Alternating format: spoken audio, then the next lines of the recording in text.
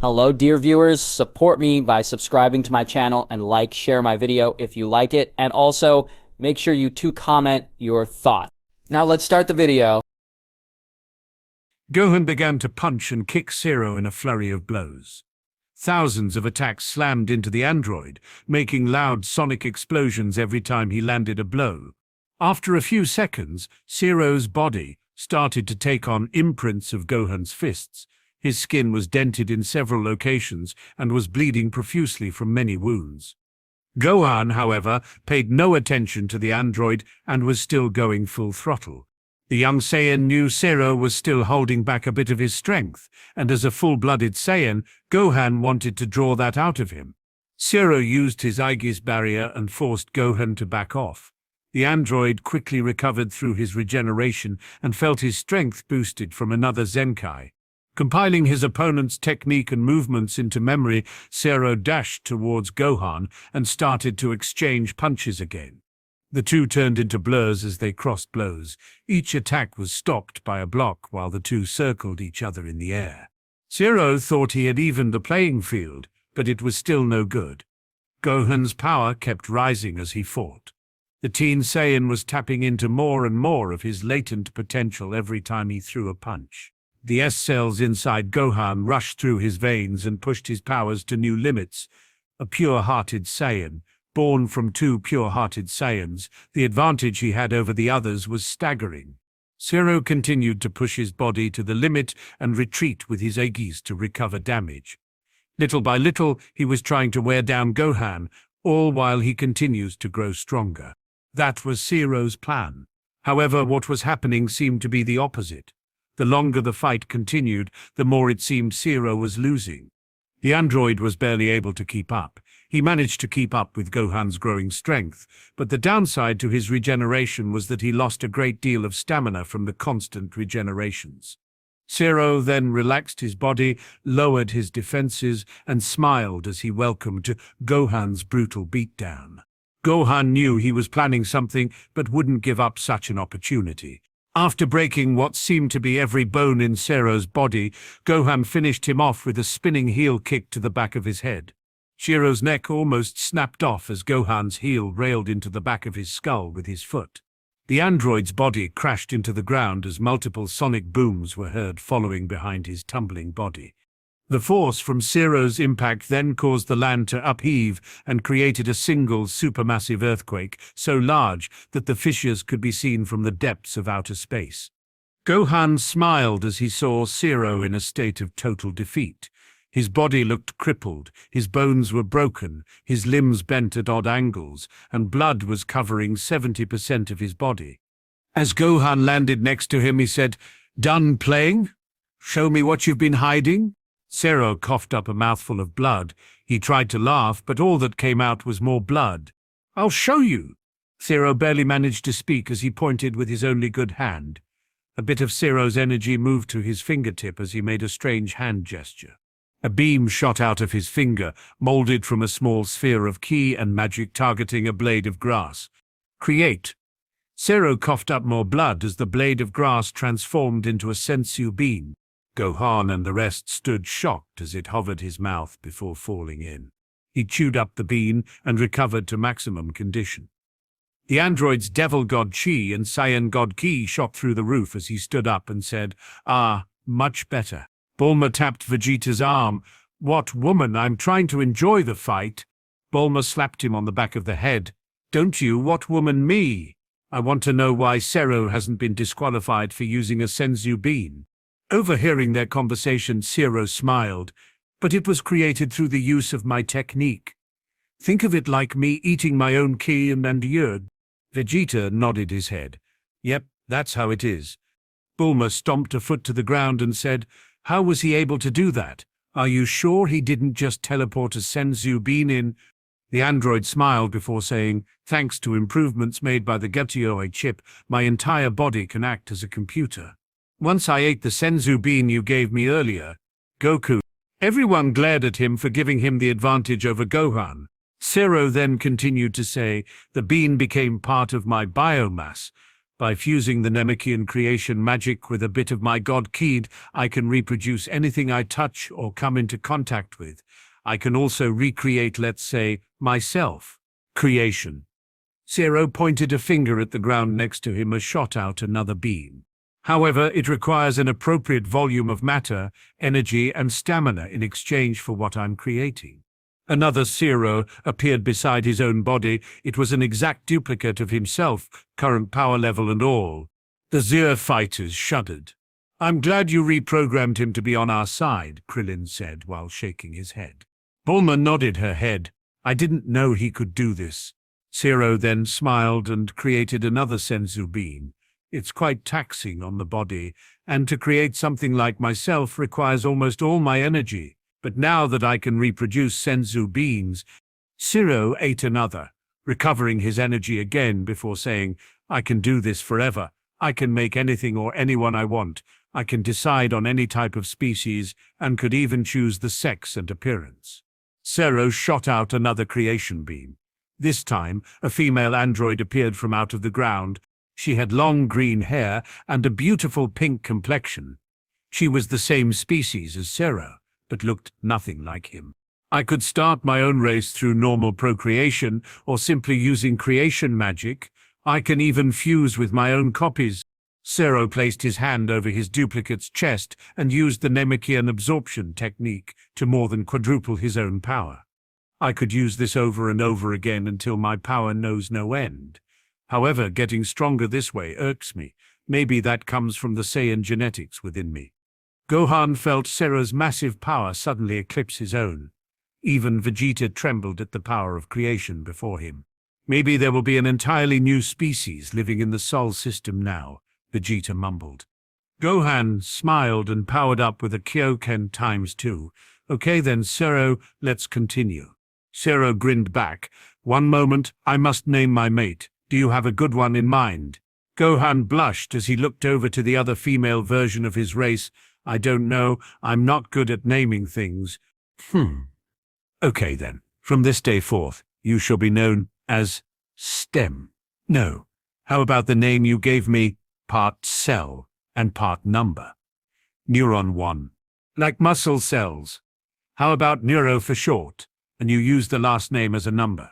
Neuroichi. Gohan pointed his finger up. Sero smiled. I like that idea, Neuro. Go wait with the others. Neuro nodded her head and said, Yes, my mate, as she flew over to the rest of the group. Vegeta let her inside the barrier, still weirded out by the idea of making your own mate.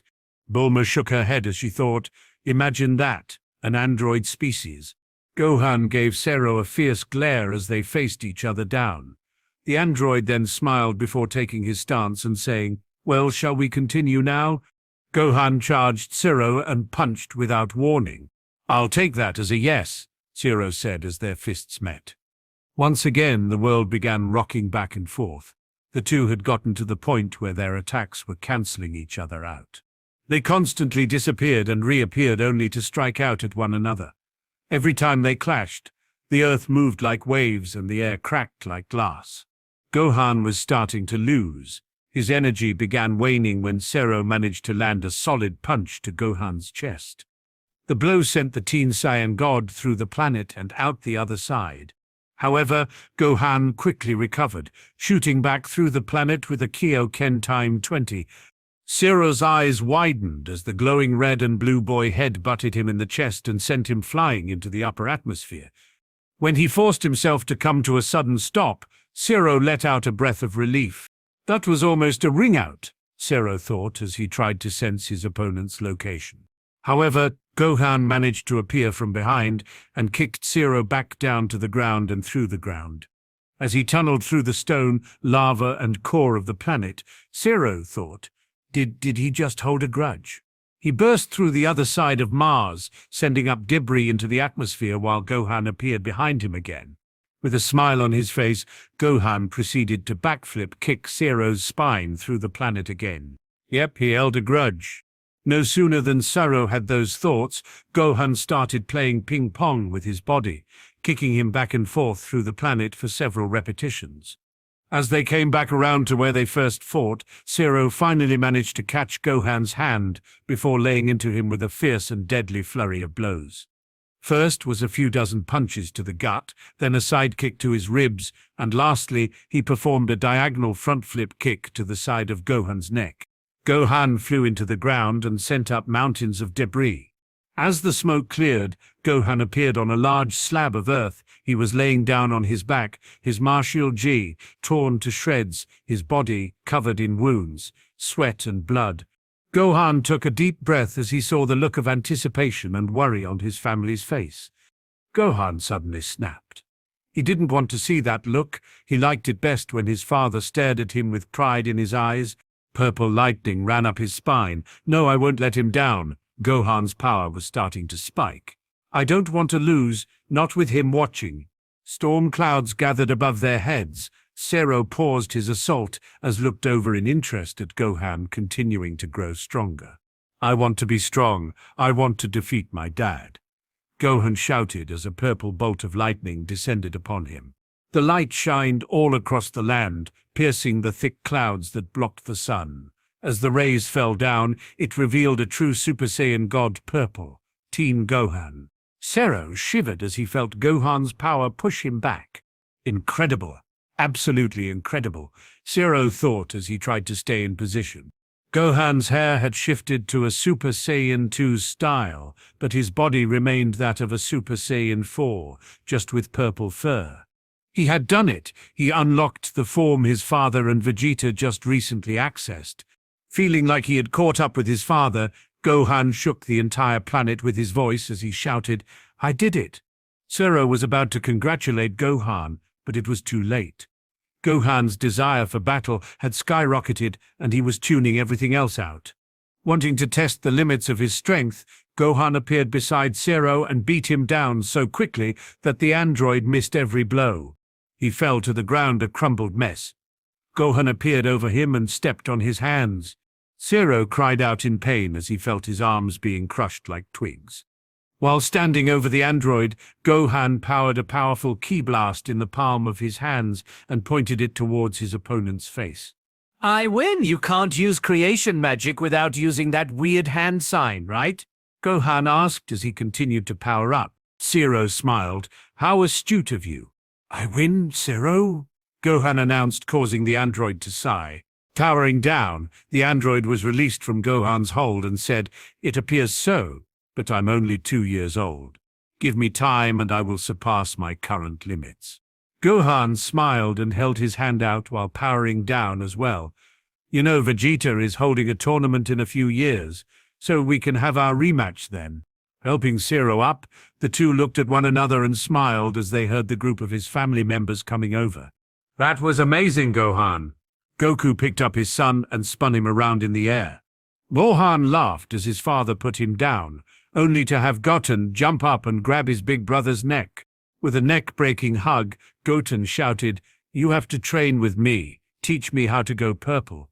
Gohan laughed as he looked at his father's proud expression. He then felt incredibly weak as he leaned forward and started losing consciousness. Being held up by his little brother now, Gohan passed out with a smile on his face. Goku grinned as Chi-Chi ran over worrying over his wounds. Vegeta came over and cast a full heal on Gohan before saying, "He's fine, just a little exhausted. I mean, look at that smile. Brat's a true Saiyan through and through."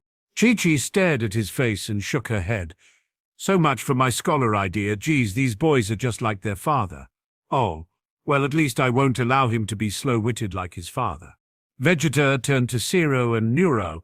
"Well, Sero, this planet is yours now. Do what you want. If you want to start up your own species, I won't stop you. As long as they don't commit evil acts, I don't care what they do." Sero nodded his head. "I think the first thing I'll do is give this world an appropriate moon." Sero then pointed to the 2 large land masses orbiting Mars and shouted, "Creation!"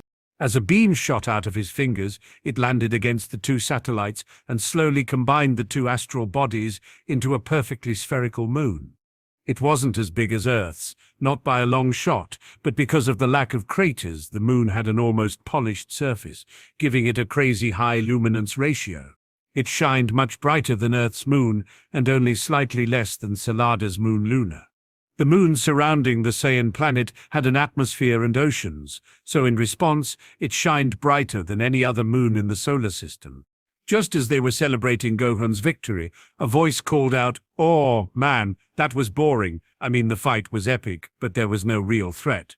Here, let me supply that for you." Everyone looked to see a purple-skinned, hooded figure in the sky call out. The voice was young, full of cocky and youthful angst. "Go, Majin Ozoto, I choose you." Vegeta's eyes widened as a spatial distortion appeared on the horizon. An aura of dreadful and sickening energy poured out of the space in front of the purple-cloaked man. The key signature was so massive that it alerted everything in the universe that could sense the danger. The Kaias, Supreme Kaias, and even those in Hell all sensed the power radiating from the Zai fighter's newest challenger. Vegeta and Goku felt the hairs on their necks stand up as they immediately powered up to Super Saiyan God Purple. Taking their stance, the two Saiyans stood ready to fight the new threat. The angel in charge of reincarnating heroes smiled and relaxed after the soul agreed to be reborn as Vegeta. "Hopefully my boss won't find out," the angel chimed as he went on about doing his job. After a few years passed, and Leon awakened as Vegeta, the angel was suddenly called upon by his superiors. Acting as if nothing was wrong, he marched into the headquarters of the River of Souls. Like King Yama, King's underworld, this was where souls went to be judged after death. If they did good deeds, then they would be rewarded. If they did bad, they would be sent to hell to have their souls cleansed before being reincarnated as the lowest form of being, depending on the quantity and severity of the soul's sin. Sometimes, in order to promote balance, some would have to reincarnate to other worlds and realities before their time was up. That was this particular angel's job. Standing at a large opening, an image appeared over the river. It was a faceless head that glowed with a pure and bright white light. "You have failed to tell us something, Angel." The angel's shoulders cringed. What? Please spare us this routine. We know of the one you sent to the Dragon Ball universe. He was not destined to die or to be reincarnated into another world. You messed up." The mysterious monotone voice called out. I'm going to lose my wings, aren't I?" The angel sighed. "Yes, but that is another matter. You sent a being with great knowledge of that universe and heavily upset the grand scales. Not to mention, because of the world he was sent to, an opposition to his power will have to be born to maintain balance. You must help create and give this opposition the same advantage. Give him all known Earth knowledge of the Dragon Ball universe, make the being chaotic in nature and as the highest tier of Demon King species." The angel pointed his hands up. "Can I keep my job?" "Go, you insignificant little pigeon," the voice yelled. The angel ran out of the River of Souls. An exhausted sigh came from the faceless image. "Good help is so hard to find these days. I miss unemployment." Vegeta knew very little about Majin Ozoto. He did know that the Majin was of the devil species, just like frost demons, demon lords, and Buu types. But this Majin was too different from what he was familiar with. For one, his power was ridiculously strong. The other was that he looked far different from the canon version, similar to a monster with curved horns. His body was well proportioned, looking akin to Cell's perfect form. His face and armor were the same Majin Ozoto scheme, but he had 6 arms, 6 eyes on his face. To top it all off, he had one giant eye at the center of his chest. "Who?" Vegeta said with a frown on his face. Using Kira to sense the person before him, Vegeta's eyes widened as he discovered the identity of the purple man who had been scheming behind his back this entire time. Seeing that the jig was up, the mystery man off his hooded cloak, the Demon King known as Fu, showed himself with a gleeful expression on his face. "Hiya, Geets!" Fu shouted with a grin on his face. Vegeta frowned. You don't need to look like that. Surely you suspected something." Fu chuckled with a taunting tone. Vegeta thought back to the difference in timelines. Sure, there were irregularities, but he thought every major alteration could be explained away because of the changes and choices he made. Turles somehow ending up on Earth, Cooler finding the Tree of Might, were both something that he found strange, but he chalked it up to being in a different universe than the main canon. However, out of all of those incidents, the only one that didn't make sense to Vegeta had to do with Cell. It was you who gave Jero the Getty AI chip. Phil clapped his hand before saying, "Yep, you figured it out?" Though I got to say, the level of power you managed to reach impresses me, but your easy lifestyle is boring me a bit. So, I made this guy by traveling to every known multiverse and having him absorb himself. Holding his hands out in a presenting manner, Phil then announced the name of being he brought with him. Now there is only one Majin Ooto in all of the multiverse. I call him Majin Ooto Prime. As a fellow fan, Vegeta couldn't help but think, damn, that's actually a pretty cool name. Man, you have no idea how hard it was to find all these guys, but the power boost was worth it, Fu continued rambling. Vegeta and the Z-Fighters started to sweat. He had never felt anything like Majin Ooto's power before. The creature's ki felt bottomless, devoid of positive emotions, pure, unadulterated, and concentrated evil. Fury, on the other hand, his entire body bristled with energies of the chaotic nature. It was like staring directly into the star that couldn't decide whether or not it wanted to blow itself up. The amount of energy he harvested from the distortions he has created in time was truly blinding. Vegeta took a deep breath and thought about his life as Leon. His knowledge of Fu was pretty good. Vegeta found him an interesting character, and the changes he made to the timeline were sure to draw Fu's attention. However, Vegeta never could have known that Fu would gain this much power. Anyways, I brought this fellow to play. He seems to like what you've done with this planet. Fu chuckled. His eyes gleamed like a fanboy watching a new episode of Dragon Ball Z. Majin Ooto breathed in and smiled. This world is nice. I could absorb it for an eternity if I take my time. Sero frowned. I'm sorry, but this is my world, and I don't permit you to do such a thing. Who suddenly appeared in front of Sero. Wow, so this is what you look like after being augmented by the Getty AI chip? Sweat formed at the top of Sero's brow. He stared down Fu, who was inspecting him, as if he were an action figure.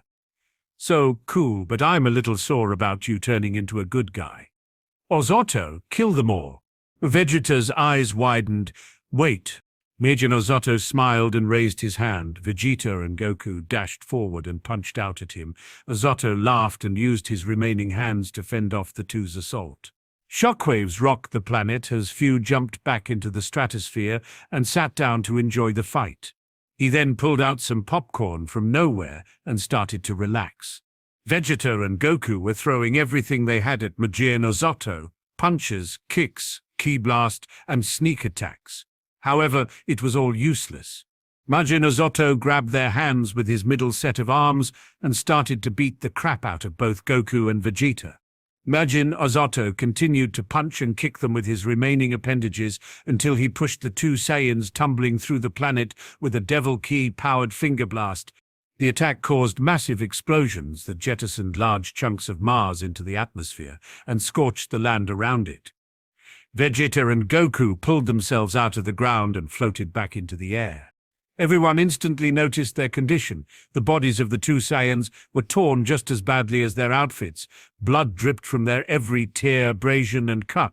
Both Vegeta and Goku's breathing was heavy. Their bodies were worn down and broken. Just surviving the Majin's assault took out most of their ki. Even in their Super Saiyan God Purple forms, they weren't strong enough to handle Majin Ooto's power. Vegeta used a full heal spell on both Goku and himself.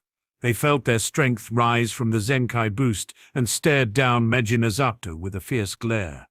Kakarot, don't hold back, not against this one. Vegeta powered up using his Kakarot times 10. I know Vegeta, he intends to kill us all, and I don't think he'll let us run to train and come back. Goku used his Kaioken times 100 and looked over at Sero and the rest of the fighters.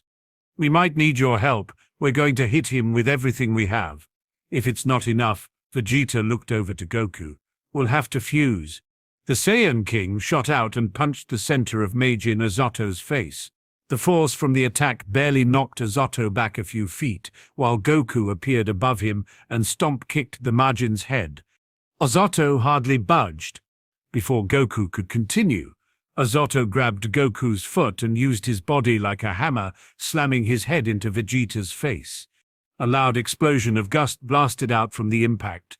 The terrain shattered as Goku and Vegeta crashed into nearby mountains. Vegeta then flew out of the ground while vigorously rubbing his forehead as if he were in a lot of pain. "Eh hell is your head made of, Kakarot? Adamantium?" Vegeta shouted as he hopped around trying to make the pain away. Goku flew out as well and was rubbing the top of his scalp while he replied, "This again, Vegeta? Your head is just as hard. Come here, I'm seeing stars." Goku then gave a smug look as he said, "Geez, even an amateur would be able to tell our skulls are roughly the same strength. Did that hit make you dumb?" Vegeta's eyebrow twitched as a vein appeared on his forehead. "Did I just get called an idiot by the manga's biggest space cadet? Whatever, Kakarot, just get back in the fight." Vegeta flew off towards Ooto, who was staring at them with a mocking expression. Goku chased after his fellow Saiyan, and once again the three began to fight it out. Vegeta and Goku rained down a flurry of blows that sent out millions of shockwaves that rattled the universe. Ooto grinned in response and dodged every last one of their attacks with ease.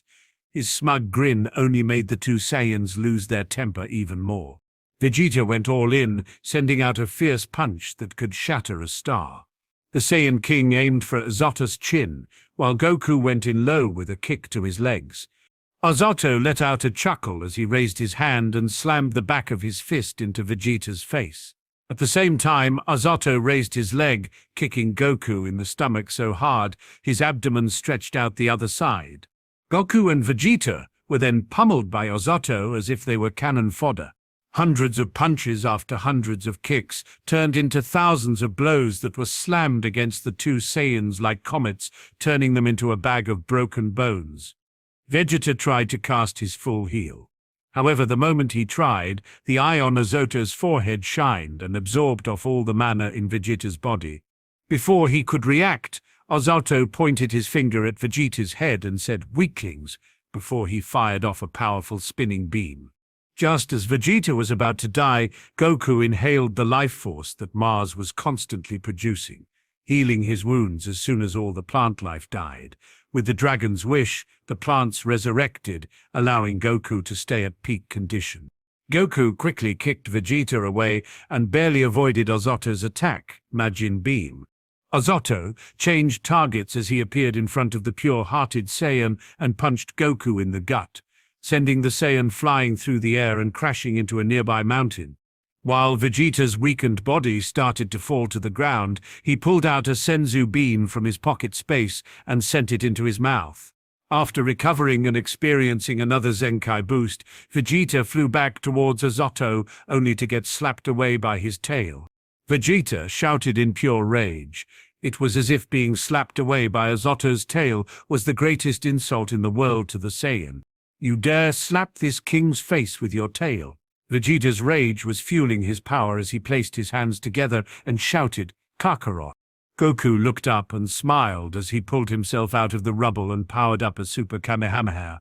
"Super!" the both of them shouted at the same time. Their energies began to spike at crazy levels. "Final!" Vegeta shouted. "Kameha!" Goku shouted. "Flash!" Vegeta shouted. "Meha!" Goku shouted. "Irene!" The two blasts slammed into Ooto. The Majin remained calm and only showed panic at the last second. Without blinking an eye, Ooto raised his hands and tried to meet their attack. Just before the beams hit, Goku twisted his arms, causing his Kamehameha to spiral, copying his son's technique. While Vegeta suddenly mixed his most powerful lightning spell Jigaden into his final flash, turning it into a pure beam of plasma. The power of the Saiyans' attacks surprised Ooto, forcing him to enhance his body as much as possible and prepare for the worst. As the two blasts met, they merged as one, forming into a giant sphere of destruction. Vegeta and Goku continued to pour energy into their attacks when Goku suddenly shouted, "What are you guys waiting for?" Vegeta then followed up, "He's not dead! Join us already." Everyone jumped into action. Goku's family, Vegeta's family, Sero and his mate, Nero, all the Z-Fighters, everyone used their strongest attacks. The combined blast radius quickly engulfed half of Mars as it looked like a star was being born in its place. Everyone made sure not to hold back because they knew the damage would be fixed by Mars's particular ability. The key orb at the center exploded abruptly, causing massive shockwaves to shake the whole Milky Way. Beerus and Whis, who were observing from a distance, laughed as Whis said, "Well, it is a Demon King class being. Should we get involved, Lord Beerus?" Beerus shook his head. "No, let them handle this. I don't think I need to do any work this time. Besides, the show is just getting good. Goku and Vegeta can always fuse if it gets too dangerous." Beerus reached to discover there was nothing left in the pizza box. "Hey!" Beerus shouted when he saw Whis chowing down on the last piece. "I was going to eat that." Whis chuckled. "Odd, I didn't see your name on it." "You," Beerus started to grind his teeth. "Ooh, that Majin managed to survive?" Whis quickly changed the subject. Well, I have to give him credit. Majins aren't known as the primordial devils for no reason. But he's barely hanging on, Chris commented. After around half an hour, the explosion from the attack finally dimmed down. Mars repaired itself almost instantly, and at the epicenter of the explosion was a burned-up, crusty Ooto. Ozoto's skin was blackened to the point of charcoal.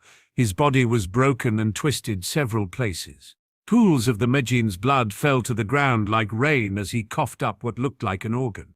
Ozoto growled as he suddenly breathed in. He was absorbing the life energy from the planet and quickly healing himself. Everyone was shocked to see the rate he was regenerating his wounds. Vegeta and the rest of the Zedi fighters charged up another attack, but it was too late. Ozoto was fully healed and had formed a massive and dense sphere of devil ki around his body. Giga Slayer! Flinging his hands out, spikes formed out of the sphere's surface and exploded outward into millions of spiraling lasers. Vegeta growled as he knew he was too close to the attack to avoid. If they were further away, they would have had more wiggle room. The shape of the attack looked like lines shooting out of a ball. The closer to Ozoto, the larger the radius it covered. At their current position, the most he could do was mitigate the damage. Vegeta was about to move when he suddenly sensed the dangerous ki beams advancing towards his family's position. Both Vegeta and Goku realized Ozoto's plan and paused. "Dirty fucker!"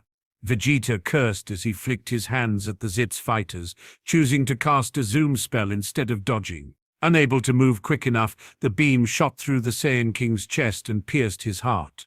At the same time, Goku lifted his body up and let the beam pass through his stomach. With the life force that Goku was constantly absorbing from Mars, the Saiyan managed to avoid death. When Vegeta was about to crash onto the ground, Goku flew in and caught him.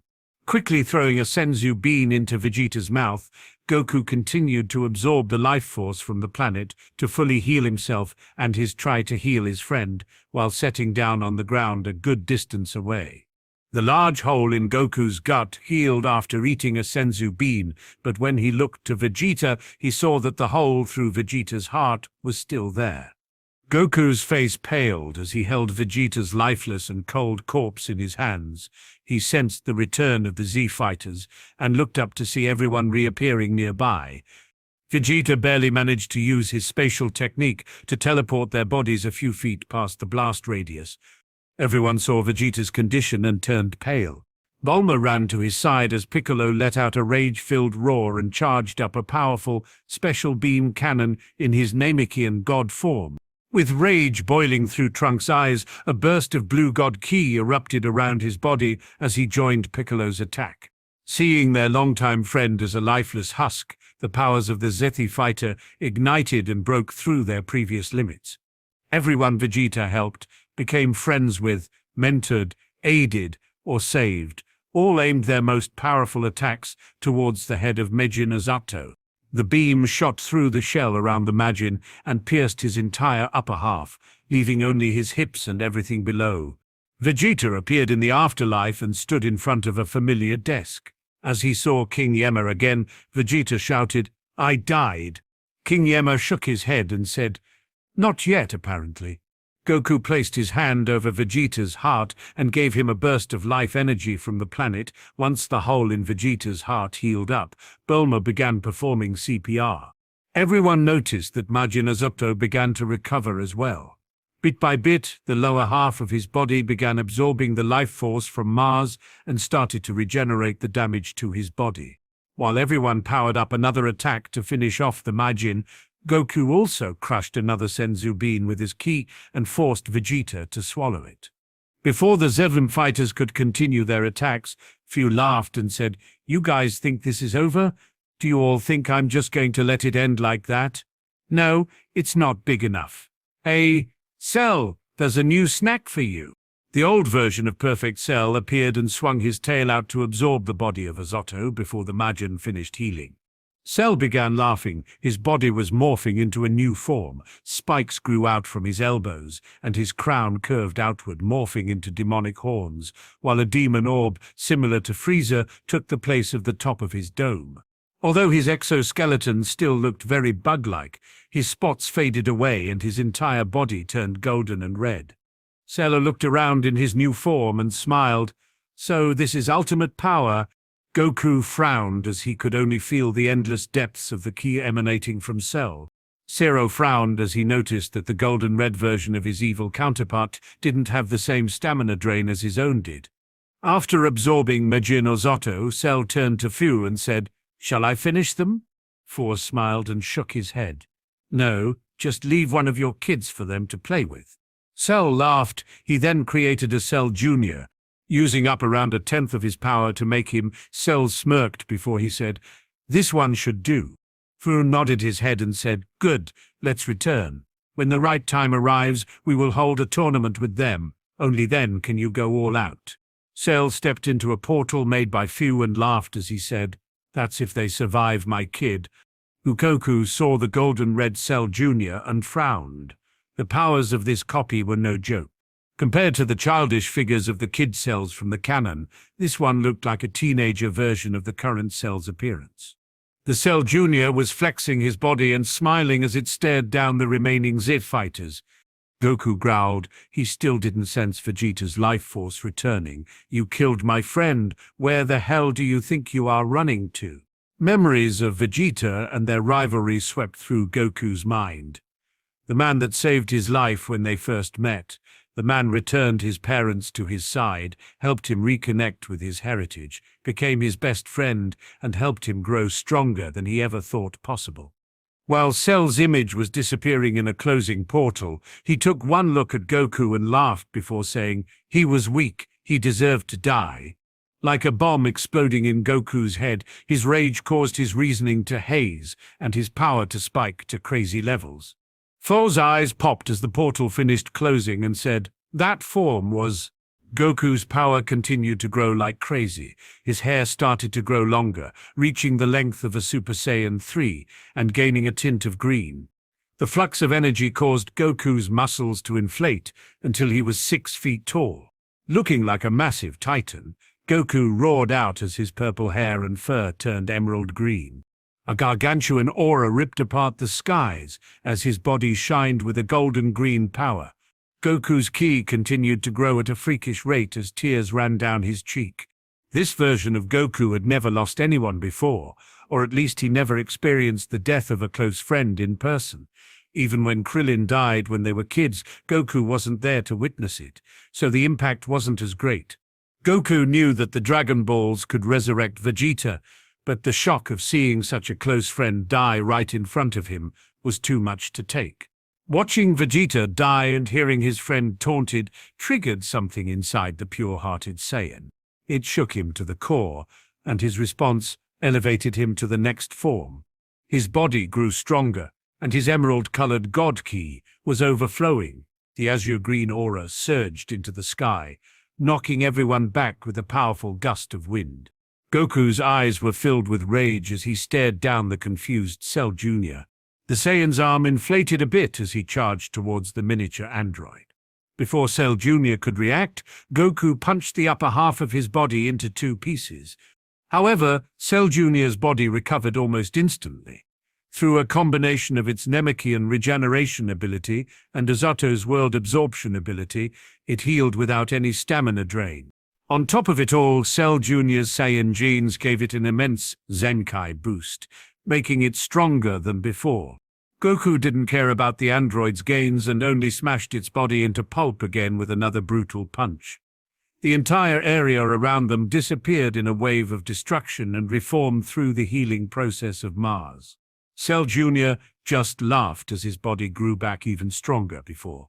In Goku's mindless and berserk state, he continued to beat the ever-living tar out of Cell Jr. Only, by doing so, he was constantly making his opponent stronger to the point that it could fight back against the enraged Goku. Vegeta's body was picked up by Bulma, who was bawling her eyes out. The tears streamed down her cheeks and onto Vegeta's face before she shouted, "Wake up, damn it. Nobody can wish us back if we all die. Wake up. Please, please wake up." With a stream of tears falling from her eyes, Bulma began to perform CPR once again.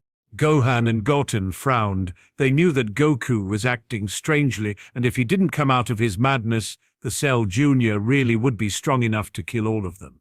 While Raunch helped support the less powerful members of the Z fighters, Trunks, Goten, and Gohan all suddenly decided to fuse. The moment they started to perform the three-person fusion dance technique, Cell Jr. noticed them. As if the android were aware of what the kids were up to, he suddenly jumped over and dragged the rest of Zeph fighters in the middle of the chaotic battle. Goku flew after Cell Jr. and started to lob blasts of potent god ki around everyone. Because of this, their first fusion was a bust, and a elderly weak Gotenks appeared. "Dang kids," the old Gotenks yelled as he was easily blown away. Thankfully, they also learned the method to cancel the fusion that, when used, would shorter cooldown duration before the technique could be used again. The trio fusion warrior placed his hands together and made a gesture like two waves of water separating with them. Seeing that the enraged true Super Saiyan Green was charging at them, the Zed fighters moved in to buy the children time. Sero leapt in and kicked Goku in the face, sending him flying into the distance for a short while. "Gray," the android grumbled. "I aren't your daddy," Sero said before he dodged Goku's attack and transformed into his platinum blue mode. "Snap out of it, Goku," Krillin shouted, as used KO Zenkan times 400. Goku ignored him and tried to attack before Krillin took a deep breath and said, "Kokai." A second marking on Krillin's head lit up as his focus allowed him to narrowly dodge Goku's unrefined attacks. "Wake up, Goku! We need you!" Chi-Chi cried as she transformed into a true Super Saiyan Purple and saved Krillin from nearly getting his head knocked off by tackling him to the ground. Tien joined in and used Krillin's Super Solar Flare to blind Cell Jr. while Raditz and Bardock transformed into true Super Saiyan God Purple and did their best to restrain the android. Genie transformed into a true Super Saiyan God Blue and joined them alongside Raunch as a true Super Saiyan God Purple. Even Launch transformed into a true Super Saiyan God Red as she fought beside her husband.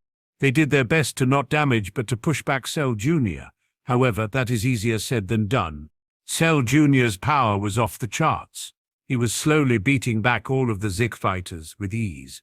After shuffling through the hectic battlefield, the Zidi fighters managed to keep Goku and Cell Jr. from getting anywhere near the kids. Once more they tried to fuse. However, a beam suddenly came flying towards their Bulma and Vegeta's body. Cell Jr. was wicked indeed. Not having time to react, the boys once again screwed up their fusion to block the attack with a ki blast. Fat Gotenks appeared as a repercussion, and thankfully the other Z fighters teamed up to knock away the rest of the blasts. Vegeta's eyes suddenly twitched in the mayhem of it all. However, Bulma didn't notice and continued to perform CPR on him. Cell Jr. was beginning to grow frustrated as the kids diffused and stood by Bulma's side. He lobed over a massive ball of ki while he attacked the Zati fighters with powerful melee attacks. A huge boom echoed out as the Z fighters looked over in horror. Only, once the smoke cleared, it revealed Lapis and Lazuli performing the Aegis barrier technique. "We'll protect your guys," Lapis said as he increased the energy output. "Hurry up and finish that dance," Lazuli shouted. Just as the boys were about to complete the fusion dance, Cell Jr. sought to disrupt him again. He may not have been able to destroy the barrier, but he can move the ground beneath them. As he reached out with his telekinesis, Cell Jr. tried to uplift the ground beneath their feet, but was interrupted by a hulked-out Goku. The large true Super Saiyan God Green landed a solid punch on the android, splattering his head across the ground and giving the three Saiyan children enough time to succeed. A loud boom echoed out as the three-person fusion manifested. His aura surged into the sky, and out from the light, Gotenks appeared. The ki he was emitting suddenly sent out intensely powerful shockwaves of intense ki throughout the galaxy, shaking everything in the cosmos. Nen. Gotenks is just Goten and Trunks. The E switches to an A when Gohan gets involved, thus the name Gotenks. Even in his base form, the fused Saiyan's energy was absolutely insane. Cell Jr. halted slightly. The bug-like android knew it was in trouble, but Goku in his rage couldn't even sense Gotenks' birth. Just as Goku was about to crush Cell Jr. again, Gotenks flew over and held his hand up, stopping the attack with one hand and powering up a blast in the other towards Cell Jr. Before Gotenks could eradicate Cell Jr., Goku punched Gotenks, sending the fused Saiyans flying into the distance and crashing through a couple of mountainsides. Seeing an opportunity, Cell Jr. suddenly teleported over to Vegeta and attempted to absorb him. Bulma powered up as much as she could and tried to fight it off, showing that she had mastered her mastered SS2 form, but alas, it was too much for her to bear. All the Zad fighters tried to rush to her side, but they were too slow. They knew they wouldn't make it in time. Throwing herself in front of the attack, Bulma was captured by Cell Jr.'s grasps instead. Unable to stop the process, the android's needle-like tail spread open and started to suck Bulma up. Gotenks flew out of the debris as fast as he could, even transforming into true Super Saiyan God Red in the process. He was seconds away from slamming Cell Jr. to the moon and saving Bulma, but Goku stood in his way. He elbowed the triple fusion into the ground and threw him by the foot into a nearby mountainside. Sero tried to help, but Titan Goku lifted him up by the head and gut-punched the android outside the stratosphere. The Zeg fighters tried to split their attention, but Goku roared, causing his ki to swell up and send them all flying into the distance. Bulma screamed out for help, while her body was pulled further into Cell Jr.'s body. Lepis and Lazuli wanted to help, but Cell Jr. was using telekinesis on them to hold the cyborgs in place. When Bulma reached halfway up the android's tail, she felt the familiar grasp of Vegeta's hand wrapping around her ankle. "What?" Vegeta's voice echoed out with venom in his tone. "The hell do you think you're doing to my Bulma?" Vegeta's power skyrocketed. The Zenkai boost he gained from momentarily dying pushed his power level completely off the charts. The Saiyan King transformed on the spot. His hair grew longer until it took the shape of Super Saiyan 3. His fur turned into a dark green while his hair and eyes turned emerald green. Vegeta's body then suddenly bulked up, raising his height to about 6 feet as energy crackled all around his body.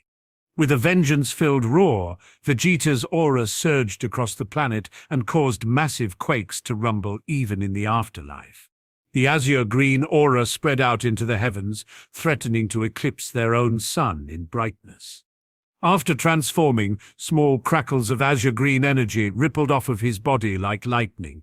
Just like Goku, his hair looked like a shorter version of his Super Saiyan 3 form, only it didn't have the overly pronounced forehead, and he still had his eyebrows. Unlike Goku's massive gigantification that made him look like a tank, Vegeta grew about 6 foot 1 inch in height and was only slightly more bulky than usual, similar to his Super Saiyan Grade 2 form, but smidgen less muscle mass. With a quick pull of his arms, Vegeta pulled Bulma out of Cell Jr.'s tail and ripped his tail in half with his other hand. Everyone was startled by Vegeta's sudden resurrection and transformation. The Saiyan King then raised his hands and smacked the android across the face so quickly that the Cell Jr. didn't even have time to think of dodging, much less note his hand moving. With a loud crack of flesh against flesh, the impact of Vegeta's palm sent the Cell Jr. flying back into the air before slamming into the giant and enraged Goku's chest. Unlike Vegeta, it appeared that Goku didn't fully access the true shape of this new form. The biggest difference being that Vegeta was only slightly shorter and his muscles were more compact, while Goku was a full-on titan that looked like 6 feet 7 inches of pure muscle. Vegeta grinned at his rival and laughed before saying, "Ha, I beat you again, Kakarot. You are still losing out to that savage nature. Wake up." With a powerful punch to the face, Goku flew back in shock. Before he could react, Vegeta the Cell Jr. into the ground and snapped his spine. Vegeta then took off after Goku and put him in a chokehold. Everyone used telepathy to call out to this moron and wake him up. Vegeta shouted as he tightened his hold. The Z fighters all called out, Chi-Chi having the biggest effect as his eyes finally started to recover. Goku's eyes then popped out a bit as Vegeta appeared in front of him and slapped him on the side of the head. Goku's face flew straight down and slammed face first into the ground. The whole planet quaked as Goku lost consciousness and reverted to his base form. Vegeta then turned to where he left the Cell Jr. and appeared in front of him with a burst of speed that made the android shiver. Cell Jr. threw out a punch, only for Vegeta to grab his hand and crush it. Vegeta then threw the 4-foot bug-like android out of the atmosphere. Vegeta could feel his power overflowing.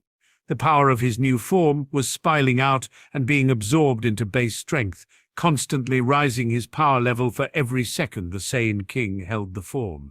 Vegeta leapt back into battle with a smile on his face. Cell Jr. just repaired the broken spine and was just about to stand up. But before he could react, Vegeta appeared behind him and started to beat the crap out of him. Far out of the android's range to absorb the planet's life force, Cell Jr. was left without a way to heal wounds.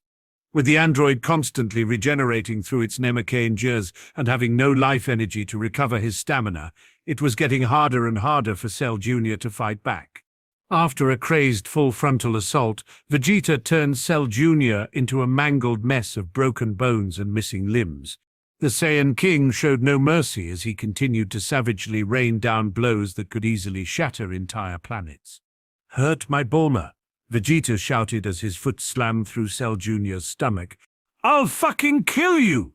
Vegeta performed a spinning kick to the side of Cell Jr.'s face and sent the android flying. "I'll eradicate your fucking soul." Vegeta then raised his hands and created a massive sphere of lightning in one hand and fire in the other. Throwing his hands together, Vegeta let out a fierce shout as he launched a powerful original attack, Final Big Bang Crash. The space around Vegeta started to warp as the massive beam shot off into the endless void. Cell Jr. didn't stand a chance. Its skin boiled away and its muscles melted into goo before it was completely eradicated into space dust. Vegeta let out a breath of fresh air and shouted, "Nobody ever hurts my Bulma." He then teleported to the afterlife in time to see Cell Jr.'s soul being judged. "Did you think I was joking?" Vegeta growled as he held out his hand. King Yemma almost pissed his pants as he watched Vegeta say, "Hakai." The very soul of Cell Jr. faded into dust before Vegeta teleported back to Mars' atmosphere. While flying back down to the surface of Mars, Vegeta showed a displeased expression in the form of his famous permanent scowl. He was still completely pissed off about what happened after he quote-unquote died. Standing over Goku's defenseless and innocent sleeping face, Vegeta raised his open hand before slapping Goku awake and shouting, "Wake up, you damn clown." Goku jumped up with a confused expression on his face, and then with a painful shriek he shouted. Goku rubbed his reddened cheek while questioning his fellow Saiyan, "What the hell, Vegeta? Couldn't you use a wake spell on me or something?" "I could, but slapping you sounded more fun, and I must admit, a bit therapeutic." "Now explain, you buffoon. What happened here?" Vegeta let out some steam. Although Goku was in an enraged state, he still kept his memories of the events that transpired after Vegeta's pseudo-death. It didn't take long for Vegeta to lose his temper. A tournament, a trail of life and death no less. Good, good. If he wants to challenge me like in that manner, it already guaranteed that he's going to lose. Just as Vegeta finished checking on everyone, he turned to Bulma. He didn't get the chance to ask if she was okay before Bulma suddenly jumped into his arms and started crying. I thought I lost you, damn it. Never do that to me again. Bulma shouted while pounding her fists on his chest. Vegeta cradled her in his arms before replying, I'm sorry I scared you. Wiping the tears away from her cheeks, Bulma looked him in the eye and said, Promise. Vegeta nodded his head and gave her a kiss that earned a bletch from the children watching. I promise. Vegeta announced as cast his zoom spell and teleported everyone but the new android race back home. The emotions Bulma was holding back came out all at once. They returned to the safety of their homes. She bawled like a baby and made Vegeta sigh as he patted her head and comforted her. He knew that Goku and himself had to get stronger. Fu was no ordinary opponent. Even Gogeta and Vegito can't handle him completely. The Saiyan warrior had to step up the level of training somehow. Vegeta took Bulma to their room on Earth, and the two spent the entire night there just holding one another. The next morning, Bulma seemed to be in a much better mood. Vegeta woke up seeing her nuzzle her nose against his bare chest. Vegeta wrapped his arms around her and smiled. Good morning. Bulma looked at him and basked in the feelings of safe and at ease only living on Earth could bring. Deciding to make the most of their time, Bulma pounced on Vegeta and enjoyed the feeling of their bodies intertwining. After fooling around for a few hours, they started to talk about miscellaneous things all day. Vegeta was doing his best to comfort his wife after her near-death experience by avoiding the topic as much as possible. Bulma very much enjoyed their quiet time together. With the Earthling grandparents on Earth watching the kids, and the Saiyan grandparents handling the throne back on Salada, the two spouses spent the whole day acting like the hopelessly in love couple that they were. After rolling around in bed with Bulma that night, Vegeta went to sleep completely content. However, just before the Saiyan King woke up, both his body and soul were transported to another reality. It was in a time chamber like the one on Kami's Lookout, but much different. There he met with another reincarnator like himself, someone from his Earth, or an Earth just like it. The person he met went by the name Kibo Hoshi, and the universe he chose to reincarnate to was the Naruto universe. Vegeta listened to his explanation and learned that he had apparently been summoned here through the use of something called a challenge token. If he wanted to return, they would have to fight. If he won, he would be rewarded by the mysterious god of karma that granted Kibo his powers.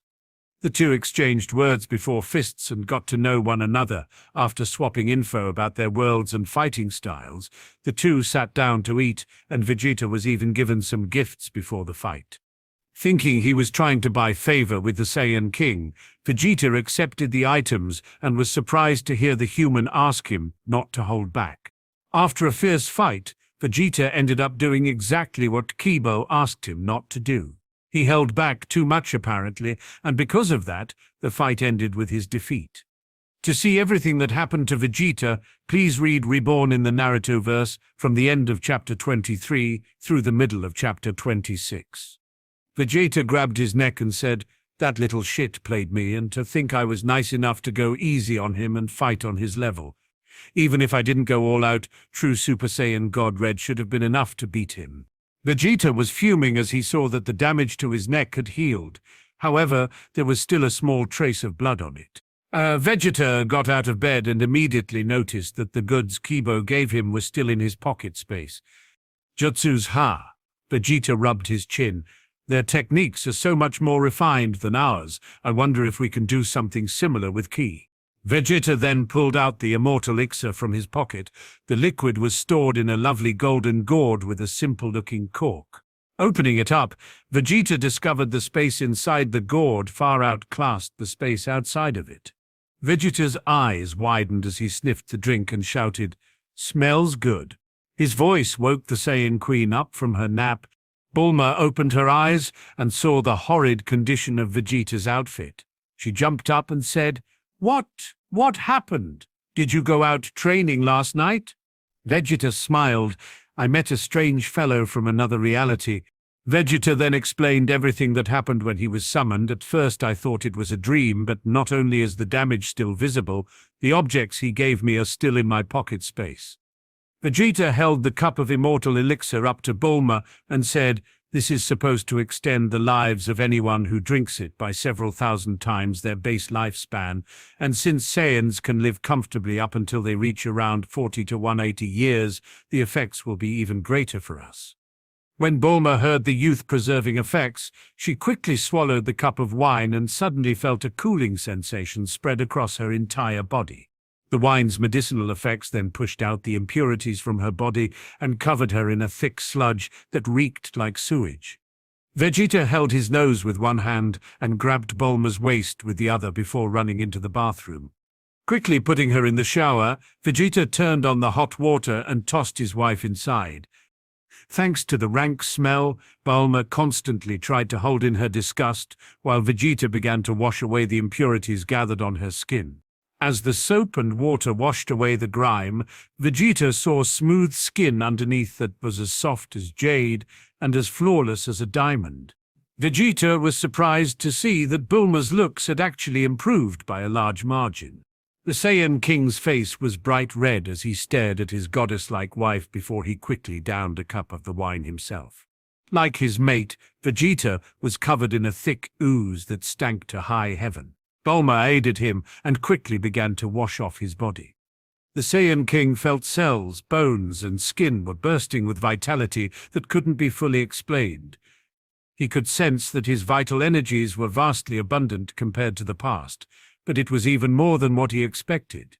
Every one of his blood cells felt like they had been supercharged with electricity. Vegeta knew his lifespan had increased by quite a large margin. If he had to guess, it was now around 1,520,000. That was around an 8,000 times boost to his total lifespan. Bulma took the time to notice that Vegeta's looks had also become more handsome. The two married couples stared at each other before Vegeta suddenly made his move. He kissed Bulma vigorously and felt her legs crawl around his hips. "Again?" Bulma said in surprise. "What can I say? I'm so full of vigor. We could go a few hundred times, and I still wouldn't be satisfied, especially since my hot wife just got even hotter." Vegeta grinned as he bragged. Bulma blushed and continued to kiss Vegeta until she could hold her moans in any more. After going at it until the water went cold, Vegeta and Bulma exited the bathroom feeling more refreshed than ever before. The Saiyan King's stomach suddenly growled, making Bulma laugh. However, her stomach growled as well, making Vegeta tease her in return. After coming downstairs, Bulma's parents were surprised to see them looking slightly younger, with supple skin and improved looks.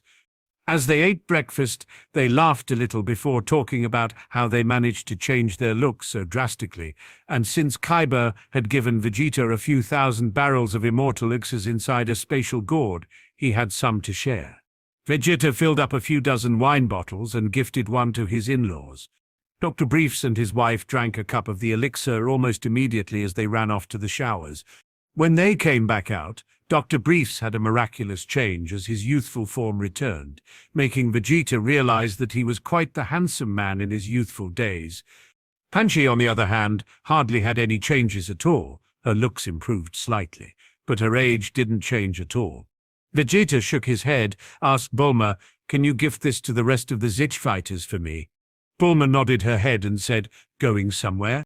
Vegeta smiled and said, "There are some things I need to test out.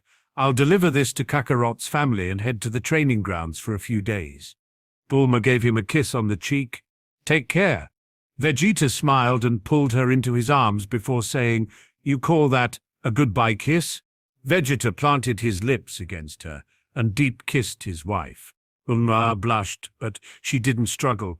Panchi let out a happy, "Oh my, can we expect the third grandkid any time soon?" Bulma blushed as Vegeta licked his lips and said, "Maybe. It depends on if my lovely wife is up for it." Bulma's face turned as ripe as a tomato when Vegeta teleported out of there and paid a visit to Goku. "Hey, Kakarot!" Vegeta shouted at the front door. Chi-Chi answered with a smile and said, "Good morning, Vegeta. Goku is in the training grounds right now. Would you like to come in and eat while I fetch him?" Vegeta shook his head. No, that won't be necessary. I'll join him in a minute. I came over to give a gift to you guys. Vegeta then pulled out another bottle of wine for them. After hearing about its effects, Chi-Chi was ecstatic to try it out. Make sure you get in the shower before you drink this, Vegeta explained about the impurities that would leak out and left to join Goku inside the Earth's timeless training grounds. After entering, Vegeta sensed Goku's immense power shaking the realm. Vegeta smiled as he walked up to his rival and said, "So you finally managed to properly achieve true Super Saiyan God Green." Goku laughed and scratched the back of his head. Yeah, it was a bit hard stopping my emotions from spiraling out of control, but now that I have a rein on my powers, I can easily control this form. Vegeta threw him a cup of the immortal elixir and said, "Drink that." Goku sniffed it, and even though he wasn't much of an alcohol person, he couldn't resist the temptation after smelling it. He then opened his mouth wide before he swallowed the cup of wine in a single gulp. With a happy and satisfied expression on his face, Goku licked his lips in approval while Vegeta showed a mischievous smile. It only took a few seconds, but once Goku was covered in the sludge, Vegeta began laughing as loudly as he could. Goku showed a displeased expression as he shouted, "Ew, it stinks worse than poo." Vegeta used a water ball spell and mixed it with some soap before he splashed Goku. Then, using a wind spell to dry his clothes, Vegeta looked at Goku while snickering until couldn't hold it any longer. Laughing even harder at Goku's appearance, the Saiyan raised on Earth looked like he was put through both a washing and drying machine. "Very funny, Vegeta," Goku pouted as Vegeta rolled on the ground, slowly trying to control his laughter. "Snark, okay Kakarot, giggle, we have a new form, we should train until we master it." Vegeta sighed, making sure he stopped laughing. He then stood in front of Goku, ready to fight, and instantly powered up to true Super Saiyan God Green. Goku grinned and said, "Bring it on." The two warriors continued to fight it out for several years inside the timeless training grounds. After a few days passed outside, Vegeta and Goku walked out of the pocket realm countless times stronger than before. They had successfully mastered Super Saiyan God Green, and the two had discovered something amazing about their newest God form while training. As long as they continued to fight, their base power would slowly and permanently rise. The stronger the opponent they faced, the quicker they grew in strength. The effects only slowed down once their power levels were on even grounds. Vegeta was impressed and finally understood why the legendary Super Saiyan form was considered the truest to Saiyan physiology. It was like having a Zenkai boost that didn't require one to get hurt. All that was required was a stronger opponent. Other than that, they worked to increase their Super Saiyan 4 multipliers to 20. After returning home, Goku saw that his wife looked like a bombshell that would make any man drool. And in return, Chi-Chi saw his changes and blushed like a fire was lit in her cheeks. The two decided to enjoy each other's company for a few days, while Vegeta got out there as fast as he could. Once he was gone, enjoy themselves they did. Vegeta went back to planet Salada and summoned Reborn. His first wish was to have a better understanding of his body's energy network. The second was to give and transfer all of the knowledge from the jutsus and cultivation methods he received from Kibo's library into something usable for his universe's laws. All of the techniques suddenly became clear for Vegeta as he sat the Dragon Balls back inside his training grounds house. Vegeta sat down and began sorting through the many techniques and discoveries about his own internal energy network. Surprised, Vegeta learned that he too could make Origin Energy replace his current K energy type. Origin Energy is each universe's most powerful form of energy for mortals, immortals, and gods alike. They are a combination and perfect fusion of the Trinity energies, ki, body and soul, mental mind, and life force, vital energy. Mana could be considered an outsider type of energy. While they could develop mana of their own, it came from a completely different source, other than that of the Trinity all universe have. Vegeta was a little let down to discover that he only had one Dantian. Unlike Kaibo's world that had three, his singular Dantian was above his navel, and in this world they're called Kessentas. He noticed that he could indeed make origin energy by mixing mental energy, ki, and life force. Every universe and reality had origin energy. It was the culmination of all its powers before they split up. If the universe had an origin, then it had origin energy. Vegeta also had mana, so he was curious to see if he could mix it in as well. The process of gathering energy was similar to making a Genki Dama, only he had to target the energy that he wanted to absorb and pull it through his pores. Vegeta sat down in the lotus position and focused on his breathing. He could feel the life force from the nearby plants being pulled into his body's energy circulatory system. Next, he reached his senses out to pull in the ambient ki that exists in the air. Using some of the methods he learned from Kibo, Vegeta attempted to unlock his own mental energies. Vegeta knew he already tapped into his mental energy before. He did it every time he sensed someone's ki. Unlike rudimentary ki sensing, where one uses their own ki to sense, true spatial sensing works off of enhancing one's mental energy. Every feeling of darkness or evil, overwhelming strength or pitiful weakness, those were moments when the Z-fighters used other mental energies. Mental energy was something every being possessed, but they all had it in different amounts. Some could become espers and allow one to read minds and/or move things through psychic forces. Guro was such a being. He had the ability to read minds and manipulate space. All the Kais could use mental energy in a variety of forms. Even Godo could freeze time, and it's well known that Frieza had telekinesis. In order to access his own stockpile of mental energy, all Vegeta had to do was nurture his brain with potent ki, until it mutated. After several hours of meditation, Vegeta exposed his brain to crazy amounts of God ki, allowing the Saiyan King to successfully unlock and release his mental energy. Once the Vegeta felt his mental energy growing, he pulled into his Kai pathways before slowly guiding it and his life force into Ki Center. When suddenly a random thought occurred to Vegeta, what if I added mana into the mix? Attempting to guide his mana to his Ki Center and merge with the Trinity energies, Vegeta frowned at the result. No matter how hard he tried, he couldn't completely fuse mana with his other energies. It was as if mana and ki were at complete odds with each other. This only confused Vegeta further since he could mix mana and ki into his attacks just fine. When he tried to move his ki to his mana center, it violently rushed away as if the energies were allergic to each other. They didn't clash, just refused to meet. Vegeta then removed the mana from the mixture and tried to send in mental energy, life force and mana into his mana center. To his surprise, it worked. The energy began intertwining inside his Kitsun and mana centers. He could feel a pleasurable sense of pressure that almost made him moan. Vegeta managed to transform a single batch of origin energy at the core of his two energy centers, one of mana, the other of ki. Moving them in a counterclockwise pattern, slowly Vegeta felt his energy centers form into a whirlpool. As the seconds passed, the whirlpool grew more violent, making Vegeta's energy absorption begin to grow leaps and bounds. Vegeta felt the energies blending together inside his Ki center, melding into his flesh and bones. All of his cells burst alive and began to greedily devour the energy from his surroundings. The amount he was able to absorb was growing faster by the second, when all of a sudden Vegeta felt his energy centers rumbling.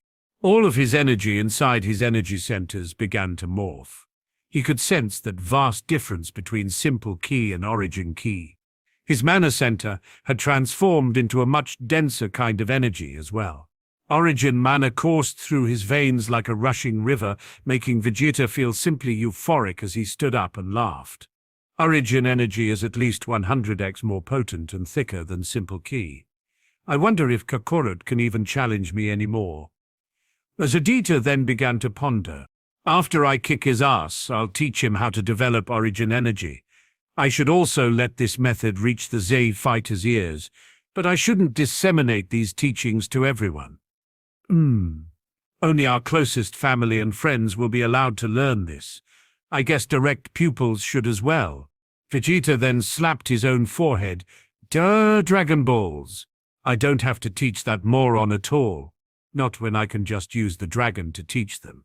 After settling his thoughts, Vegeta widened his eyes because, without even realizing it, Vegeta had already spent a full year converting all of his energy into origin ki and origin mana. Vegeta continued to practice the techniques he brought back from the Naruto verse. There, one had to operate their energy in a certain manner for certain effects. Each technique was unique, needing to traverse through their energy circulatory system in different patterns to activate such arts. Kind of like using cheat codes by manipulating the K in their bodies in the proper manner. The Kamehameha and other K attacks worked similarly, only the Dragon Ball methods were more brute force, whereas jutsus were far more gentle, refined and complex. Vegeta realized that he didn't have time to waste cultivating here, so he focused on making a movement art, martial art, support art, and energy art. His movement art took him 3 months to perfect. He called it instant step technique. It allowed him to go from 0 to his max speed instantly. His burst of speed was quicker than lightning, and because of his tough physique and sharp senses, Vegeta didn't suffer any disadvantages. For example, things like running into an object, making life-threatening mistakes, and trying to turn at high speeds just wasn't an issue. Normally, a shift in momentum at such speeds would rip a person's skeleton out of their body, but because he had Kiki and could fly, Vegeta could just move in the other direction to cancel out his momentum. Next, Vegeta used another 3 months perfecting his martial art. When he finished, he named the martial art the Oozaru style. It invoked the primordial strength of his Oozaru form, creating a technique that multiplied his physical damage output by tens of times. Every punch and kick would be imbued with primordial energy that tapped into the power of their ancestry. This was a massive breakthrough for Vegeta. Normally, their ki attacks barely modified their strength at all. Even Goku's Super Kamehameha merely multiplied the strength of their ki by 3 times. After he finished laying out the basics of his martial arts style, Vegeta spent another 3 months mastering his support technique. He called it Auto Heal.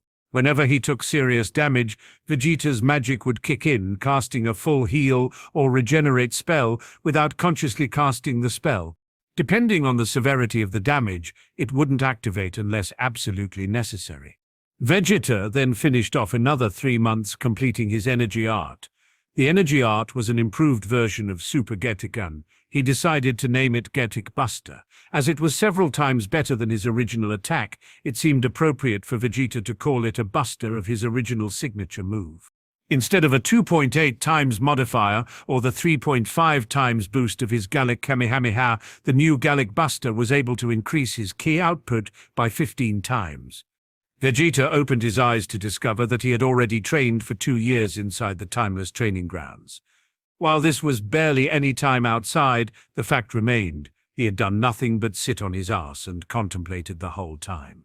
The only good news was that he decided to stay in Super Saiyan 4, to increase the multiply while meditating was a good idea that Vegeta took full advantage of.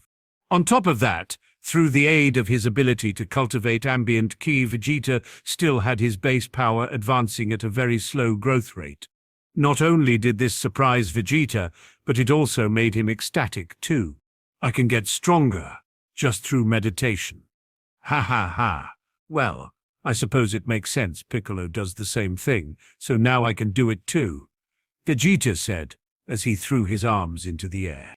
Even my SS4 modifier has risen by 5,000. Maybe I should regulate meditation training for the Saiyans. If I knew the boost would increase this quickly, I would have done so a long time ago. Getting a whiff of his 2-year stench, Vegeta decided to take a bath and changed his clothing before leaving. The only downside to cultivating was that it made time seem to flow much quicker. He barely felt like any time had passed at all, and it took him an entire year just to convert his ki and mana into origin energies. If I'm not careful, I might just end up cultivating for decades without even realizing it, Vegeta thought as he looked at the recovered Dragon Balls. After he rested up, Vegeta summoned Ryujin and wished for a library to be made in both his and Goku's training grounds. The library held all the techniques Kabo made or discovered and would make or discover in the future. The special property of his library was that it would transfer all the techniques into ki and mana techniques that could be used in this reality. The second wish was for all of the Z fighters and their closest kin to receive the knowledge on how to cultivate origin energy, and that he was the one who made this wish so they didn't panic. Once the dragon disappeared, Vegeta noticed a large library appeared in the center of his training grounds living area. After exploring it a bit, he felt a little down that it didn't have new techniques yet. It would only add a new skill book once Kibo invented it. If Goku wanted to learn how to better craft his ki techniques, he would have to read the information stored in the library like everybody else. Waiting around for another year to pass, Vegeta used the Dragon Balls once more. He only wanted to make one more wish, and that was to fill up the training grounds with potent origin energy for cultivation purposes. Since everything was in order, Vegeta set off to return home. Surprised by the information spilling into the Z fighters' heads, was almost instantly overcome when they all sensed Vegeta's ki. After exiting the timeless training grounds, everyone knew that Vegeta had granted them this knowledge because the Saiyan King experienced its effects firsthand. The Z fighters were beyond thankful as they set off towards the training grounds to cultivate this new form of energy. For the next few months, everyone trained inside the timeless training grounds. Thankfully, due to the fact that they had eternal youth while training inside the pocket dimension, they didn't have to worry about losing track of time. While they trained, Vegeta informed Krillin that reaching a superhuman state was possible. It just required a special training method. He lent the Dragon Balls to Krillin, and after he made his wish, the knowledge on how to become a superhuman entered his head. Krillin and the humans were over the moon. Although they still didn't get Zenkai boosts, they still had a quicker Kai growth rate compared to the Saiyans. Humans had always managed to advance their base ki to insane levels, even forcing the Saiyans to go super and above to handle their progress. Krillin being the best example. In the Saiyan saga, he trained for 1 year and increased his power by more than 8 times. While that doesn't sound too impressive, he gained around half the bonus Goku got for training in 10 times gravity. He managed to almost double his power in the 6 months it took him to get to Namek, with just mental fighting. No actual combat training and routine physical workouts took place between him and Gohan, all because the ship couldn't handle the strain. If Krillin had trained in a gravity chamber like Goku the entire time, he might have been able to surpass Goku entirely. It took Goku 6 days to get to Namek and increase his power level by a minimum of 6 times and a maximum of 9, depending on how much the Zenkai gave him from his fight with Vegeta. Krillin spent 6 months traveling to Namek. One can only imagine how strong he would have gotten if he had a gravity room. Even if humans adapted slower to gravity training, Krillin could have had continued to push himself to 100 times with Gohan and trained in it for an extensive time. On Namek he went from around 3,000 to 75,000, with the aid of his hidden potential being unlocked. It rose even higher during his fight with Frieza. In order to cut his tail off in second form, Krillin had to at least reach a fourth of Frieza's power. After being killed by Frieza and seeing his best friend achieve a power he could never hope to match, Krillin lost faith in his abilities as a fighter and repressed his own power throughout all of the rest of Z. Sparks of his potential could be seen when he hit Imperfect Cell with a headbutt that actually hurt him, and most recently in Super, where he went toe-to-toe with Gohan and Goku. Today, Krillin could even take it further by stacking his Kaiou Zenkan along with his Buddhist techniques. After training for several years with the tools Vegeta gave them, the Z fighters far surpassed their old selves by a large margin. Vegeta was sure that even the weakest of humans these days could smack around most Kais like they were chew toys. Need you 7. Slowly, time passed by. For 7 years, the Z fighters continued to grow in anticipation of Fu's return. However, it never came. Eventually, it came time for the first Universal Tournament to take place on planet Salada. Both Earth, Salada, and a few other races from the mightiest warriors in universe showed up to the strongest under the heavens tournament. In the years of peace, Salada's population exploded. Being able to breed with other species and transform them into Saiyans allowed their community to reach the millions. It also added a lot to their future gene pool, so he didn't have to worry about inbreeding and genetic dead ends. Earth had many warriors that learned ki control. Not only was it popular to master one's Kika, it was a great benefit to their health, so many humans practiced it even if they weren't fighters. One could see how much longer martial artists lived based on Grandpa Gohan. He was 104, and still able to move around like a 40-year-old that had superpowers. Of course, after taking the elixir of immortality, Gohan had returned to the prime of his age. These days, it was very rare to see a car on the highway. Most people just flew to work by using ki or advanced technology. The strongest Earthlings, mostly from the Kami school, the graduates always met the requirements for becoming good P members. By earning space currency, they could trade their paychecks into their government in exchange for a larger quantity of Earth currency, making working the Galactic Police a very enticing job to have.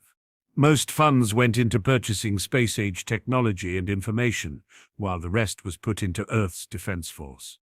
A new militant force in the universe that protects the sanctum of Earth and all of its citizens. Vegeta had used this time to declare the opening of his tournament. He waited around until the end of the Earth's tournament, but didn't enter. After it was all over, and Lazuli was once again being bribed by Hercule so that he continued to be Earth's champion, Vegeta made his announcement. Vegeta shook his head and thought, she does this every year, girl likes her taking money from that chump. Well, at least Hercule is a lot stronger than he was in canon. Having a power level of 1 million isn't too bad for his lazy ass. Since martial arts never went out of style, the Budokai Tenkaichi became more popular than ever before. With the funds Earth's government received from the GP, they could afford to make the tournament a yearly festival instead of the usual periodical 5-year event. Vegeta didn't sense the Kaiyas on Earth and didn't find any trace of Babidi's men or his ship when he searched. No matter how long he cast his senses over the planet, he always came up empty. Vegeta was feeling rather frustrated that he couldn't find it before he thought, would Babidi even come to Earth? Sure, it was less conspicuous than going to Salada, but my planet does have a higher tier of fighters. Vegeta looked up at his planet in the distance and said, could he be camping out on Salada? While the announcer declared Hercule the victor, Vegeta butted in to inform the public that the strongest under the heavens tournament would be held in a week from now on planet Salada. The crowd knew of Vegeta and cheered at the appearance of the King of Saiyans. Before the horde of reporters could get to him, Vegeta teleported back Salada. Arriving at his castle, Vegeta sent his senses out and noticed something on his planet felt off. Grinning as if he had figured it out, he looked off into the distance and laughed. I'm ready for you, Babidi, Vegeta said as he turned around and spent the last week preparing or spending quality time with his family. When it came time to start his tournament, Vegeta flew out with his family and noticed the massive crowd gathered around his arena. Quickly scanning the group full of humans, Saiyans and races across the galaxy, Vegeta searched for any familiar faces with the Majin marking. The Saiyan King wasn't too surprised when 2 Earthlings with the M-shaped seal on their foreheads. They were inside the guest room for registering themselves as fighters. It's actually them. Couldn't he find anyone else to use? Vegeta thought while staring at the bald youths. Vegeta placed his hand on his chin and closed his eyes before thinking, Babidi must be trying to avoid catching the attention of the Saiyans. If our warriors went missing, it would be easy to find them because of how much power they have. So, instead, he must have decided on using Earthlings to infiltrate the tournament. Vegeta was looking at the same 2 pawns that beat up Videl and drained Gohan of his ki. He laughed with excitement as the tournament was getting ready to go into full gear. Taking his seat on the throne at the top of the arena, Vegeta kept sending his senses out in search of the Supreme Kai. It was as Vegeta thought. The Kais were amongst the crowd, suppressing their god ki and blending in with the other contestants. However, many of the fighters who had access to god ki noticed their existence this time around. Shin was confident that he could get into the finals and speak with the king. However, he severely underestimated the Saiyan race. Vegeta sighed because he knew this Supreme Kai was very bad at his job. One was partly Beerus's fault because he sealed the Elder Kai, thus leaving the poor Kais of Universe 7 with no teacher. The other was his inability to take advantage of the universe's wonders. There were many people he could have learned from, but thought himself above those lower-ranking Kakuns. Vegeta didn't think too harsh on them, since the Supreme Kais were without a proper teacher. The strongest, most wise of the Kaioshins was absorbed into Buu's being. They were only clueless because of the loss of the Grand Supreme Kai. Without him, the Kaios was severely lacking in power and knowledge. Vegeta waited until all the preliminaries were over. In order to get through those tests he set up, one must meet the required strength, wisdom, and constitution. The first part was an all-around checkup. Using a device made by Bulma, those who were scanned get a rough battle ranking. They could have used scouters, but power levels weren't everything. Some people could have magic, psychic abilities, crazy techniques, or even transformations. So, the scanner Bulma built would rate a person's talent, strengths, and genetic markers to rate a person from 1 to 10. It would also find illnesses and birth defects that may negatively affect the fighter. Vegeta was pleased with the results. Soon, only 10 first through second ranked talents remained for the Junior League section.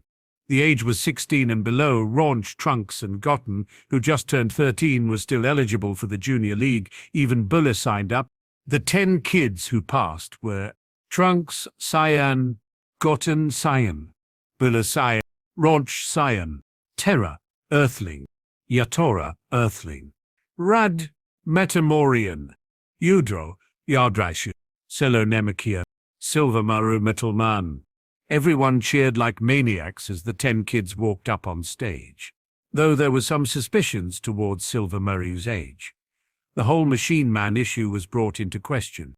However, after some deliberations, the alien race assured that he only 15. In the center of the stadium was a large arena spherical planet-like orb floating in place. Around it, several floating cameras orbited the 100-foot sphere, capturing everything in the ring. Further behind the cameras was a powerful hard light barrier that looked like a miniature planet's atmosphere. Outside the barrier was a spatial scanning device armed with an AI that could interpret their movements and show a slow-motion replay for the spectators that couldn't follow their speed. Thanks to all her connections in space, Bulma's tech was starting to reach a frighteningly crazy level. The crowd was a mix of different races all across the galaxy: humans, Metamorians, Namekians, Metalman, Yardratians, both fighters, and citizens lined the spectator seats with looks of anticipation and great expectations. Bulma developed special armbands for those who couldn't handle Salada's gravity. With those on, it would produce a skin-coating-like field of gravity that adjusted it to what they were comfortable with, so even people with no training at all could walk in intense gravity. After taking their seats, Vegeta smiled as a very important guest stepped into the ring. The man was wearing a black suit with a red tie. Over his eyes was a pair of thick sunglasses and a familiar slick-back blonde hairstyle.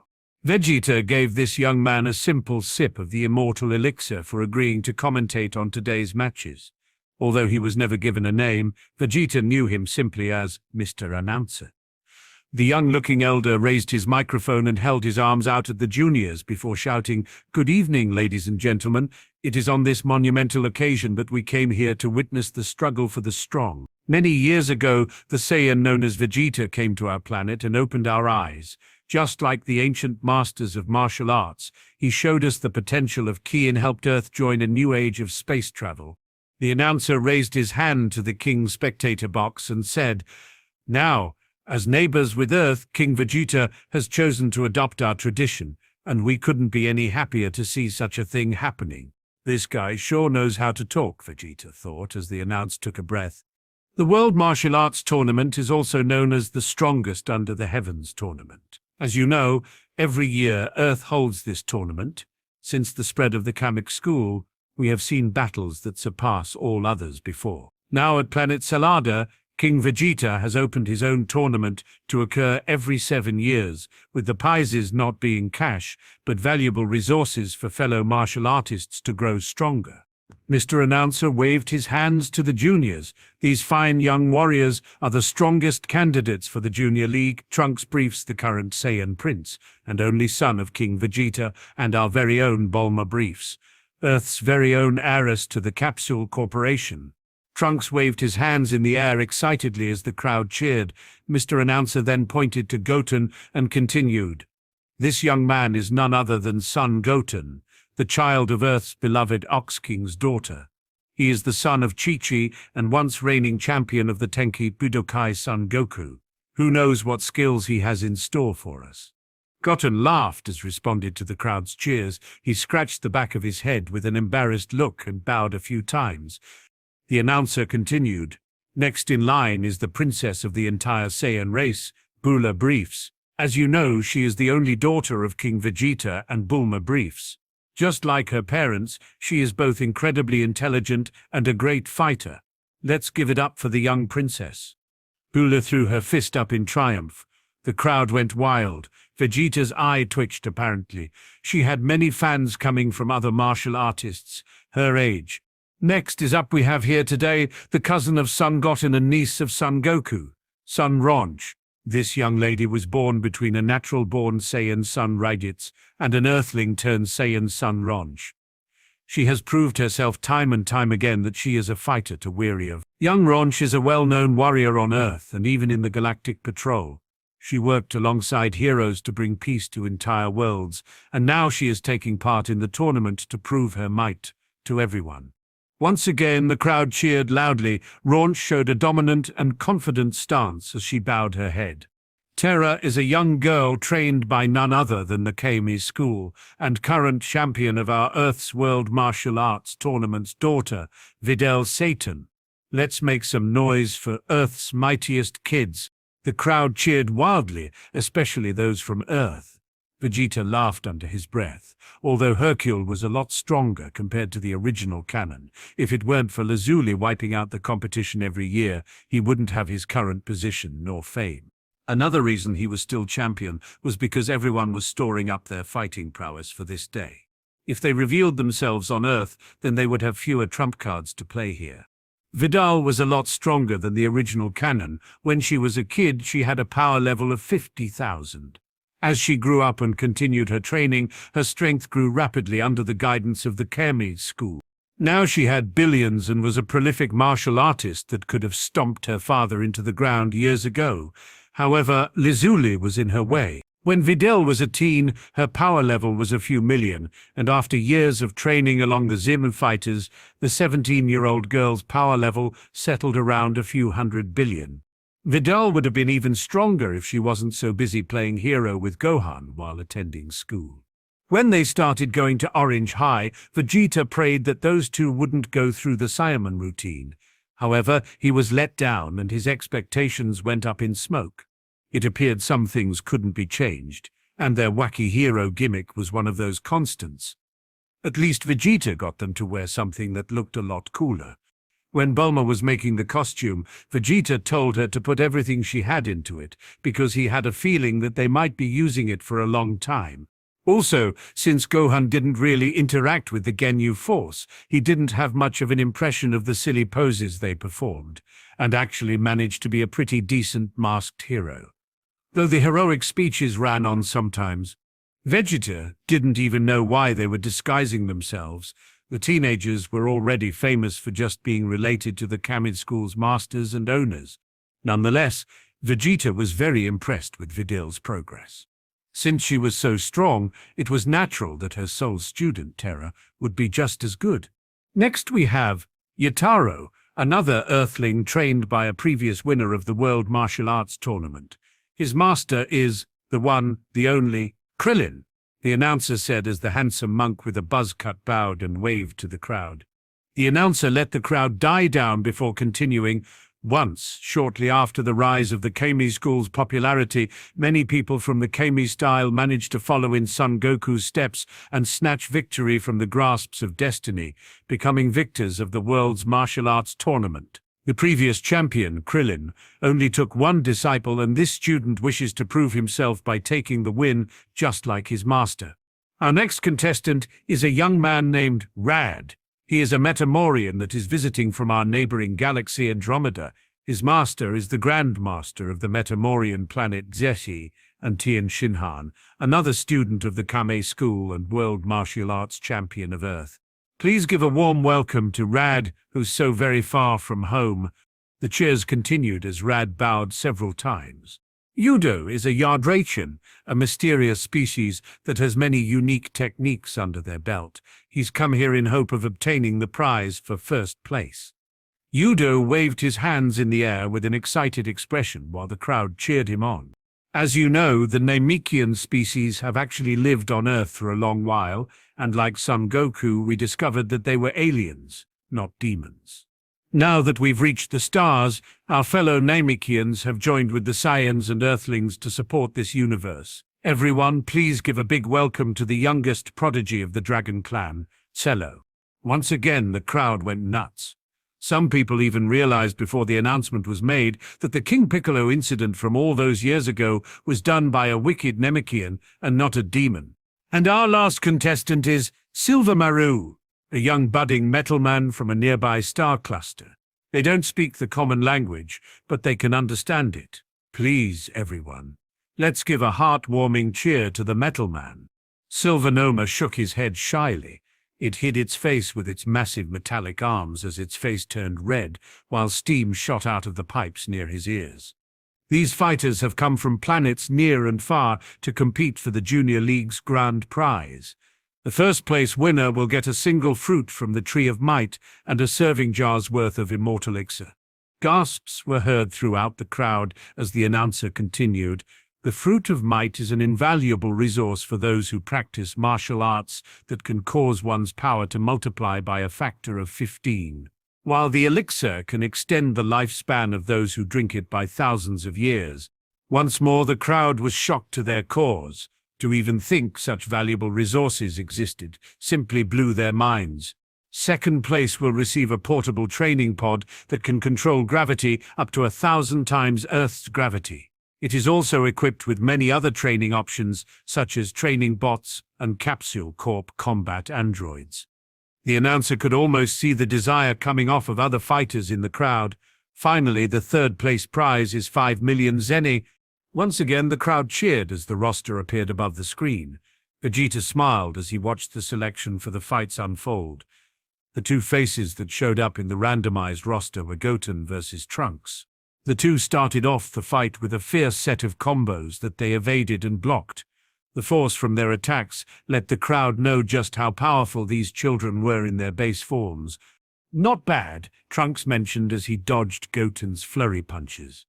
I see you've kept up your training, Goten said as he dodged Trunks' barrage of kicks.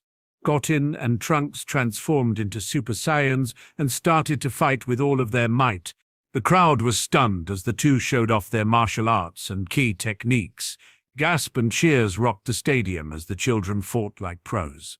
Vegeta laughed as he saw Shin and his fellow Kai Kibito's expression change to one of pure shock. Explosions and the bright burst of golden ki shot out towards the crowd, only for it to be absorbed by a powerful barrier that was made via the Dragon Balls.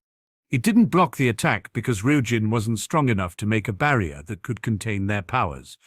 So, in response to that issue, Vegeta thought of a workaround. Instead of trying to resist the attacks, the barrier absorbed kinetic force and stray ki blasts, allowing it to grow stronger over time. The two Kates shook as they noticed that these two teens were just as, if not stronger than Buu in their mastered Super Saiyan forms. The two fought at incredible speeds most spectators couldn't keep up with. However, thanks to the announcer doing his research, he could explain their powers and attacks so that everyone understood. The fighting continued on, causing clashes of intense explosions every time the two threw out an attack. Punches rained down like meteors, kicks swifter than any blade of wind, movement so fast lightning would have trouble keeping up. It was an even fight right up until Trunks held up his hand and shouted, "Hold on a second." Goten paused and said, "What is it?" "Look, why don't you forfeit? I'm not aiming for first place, just third. When I get the prize money, we can split it and buy as many toys and games as we want." Trunks propositioned. Goten shook his head. "Nah, I think I'll just win first place. I want the Tree of Might fruit." "Grr, remember this, you forced me to do this." "Goten," Trunks growled as he transformed into his Super Saiyan 2 form and launched a powerful burning Gallic gun at Goten.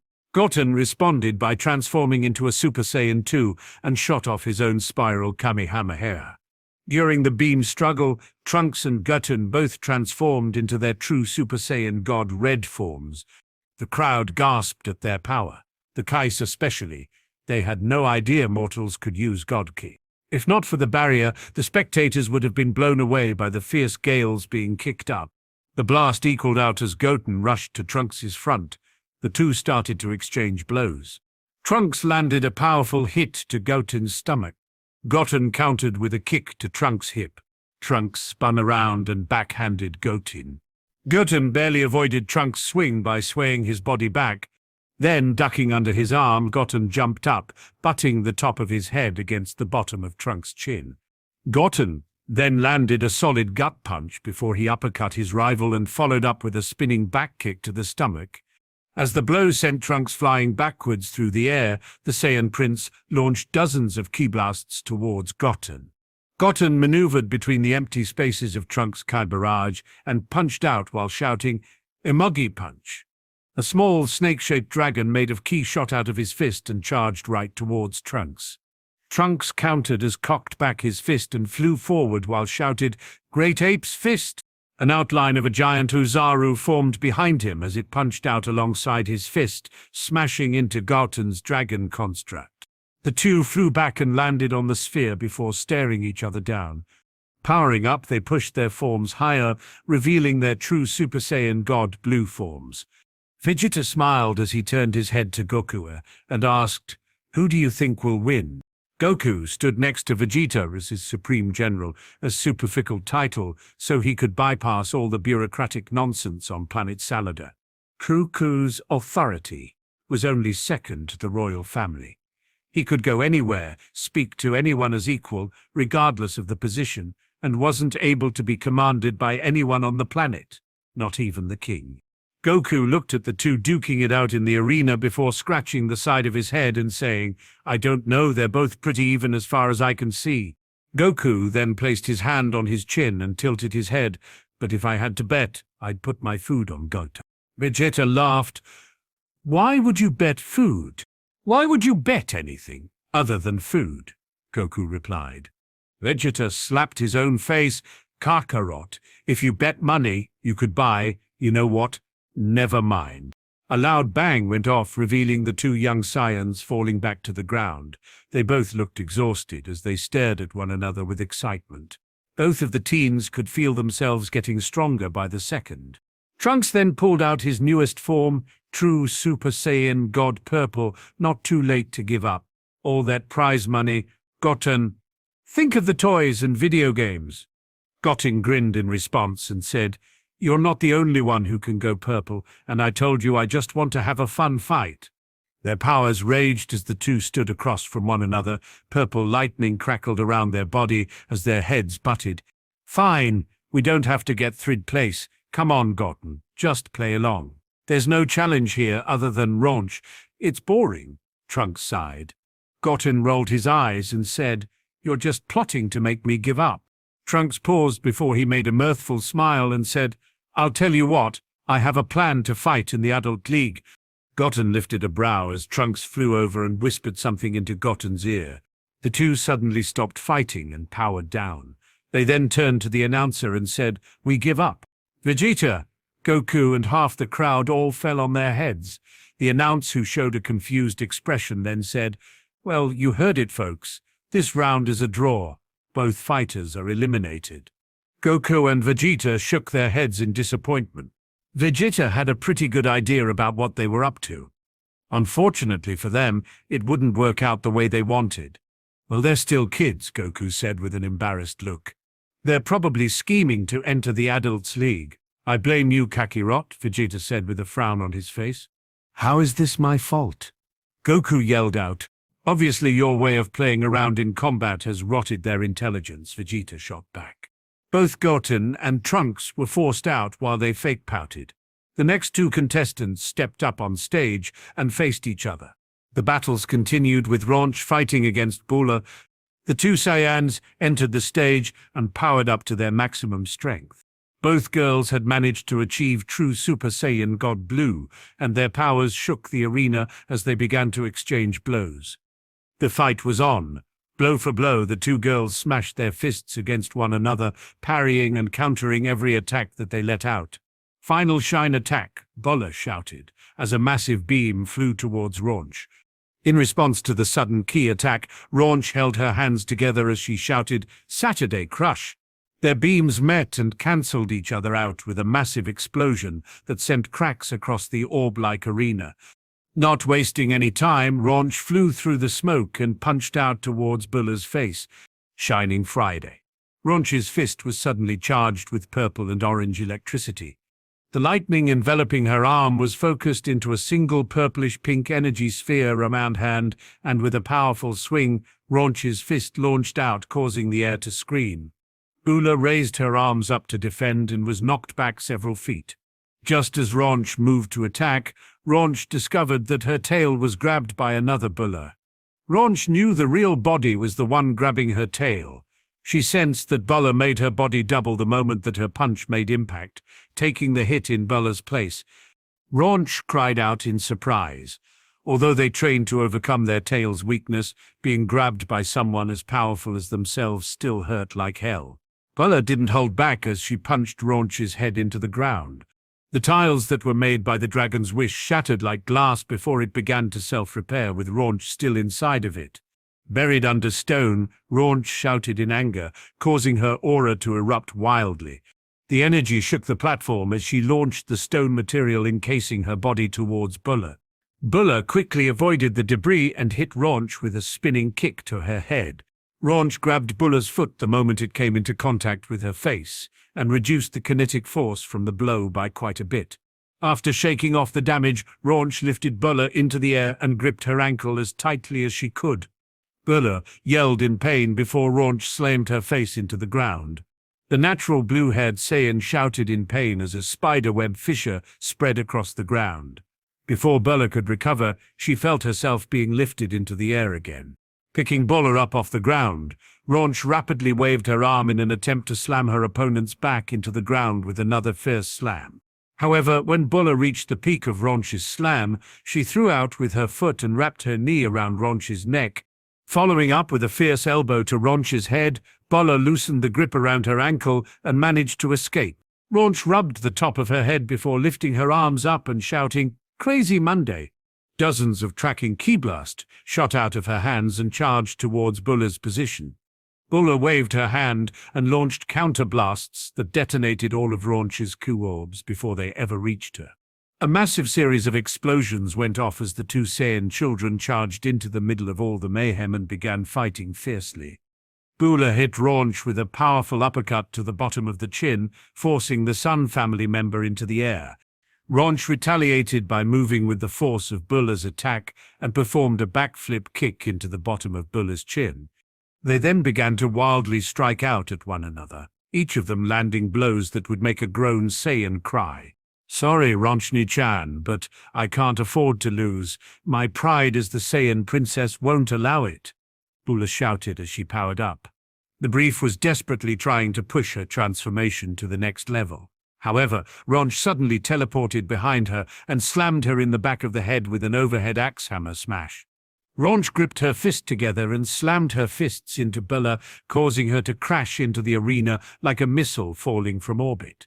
Dust and debris shot into the air as Raunch announced, "No need to be sorry, Bula, because I'm gonna win. I won't just sit here and wait for you to transform." Just as Raunch was about to land, a purple beam cloaked in a bolt of lightning shot out of the smoke.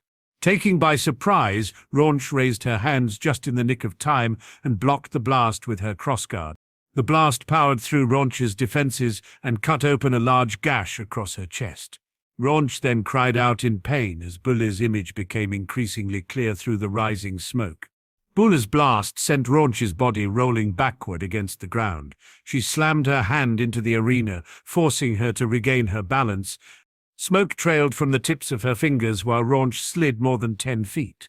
She finally came to a halt and looked up with a surprised expression.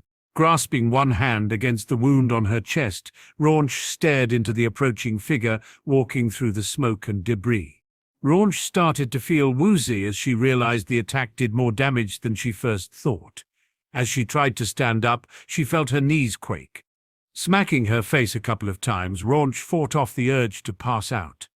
She then mustered together all her remaining strength and charged towards Bulla's position. Bulla took a defensive stance, but her movements were slow and sluggish.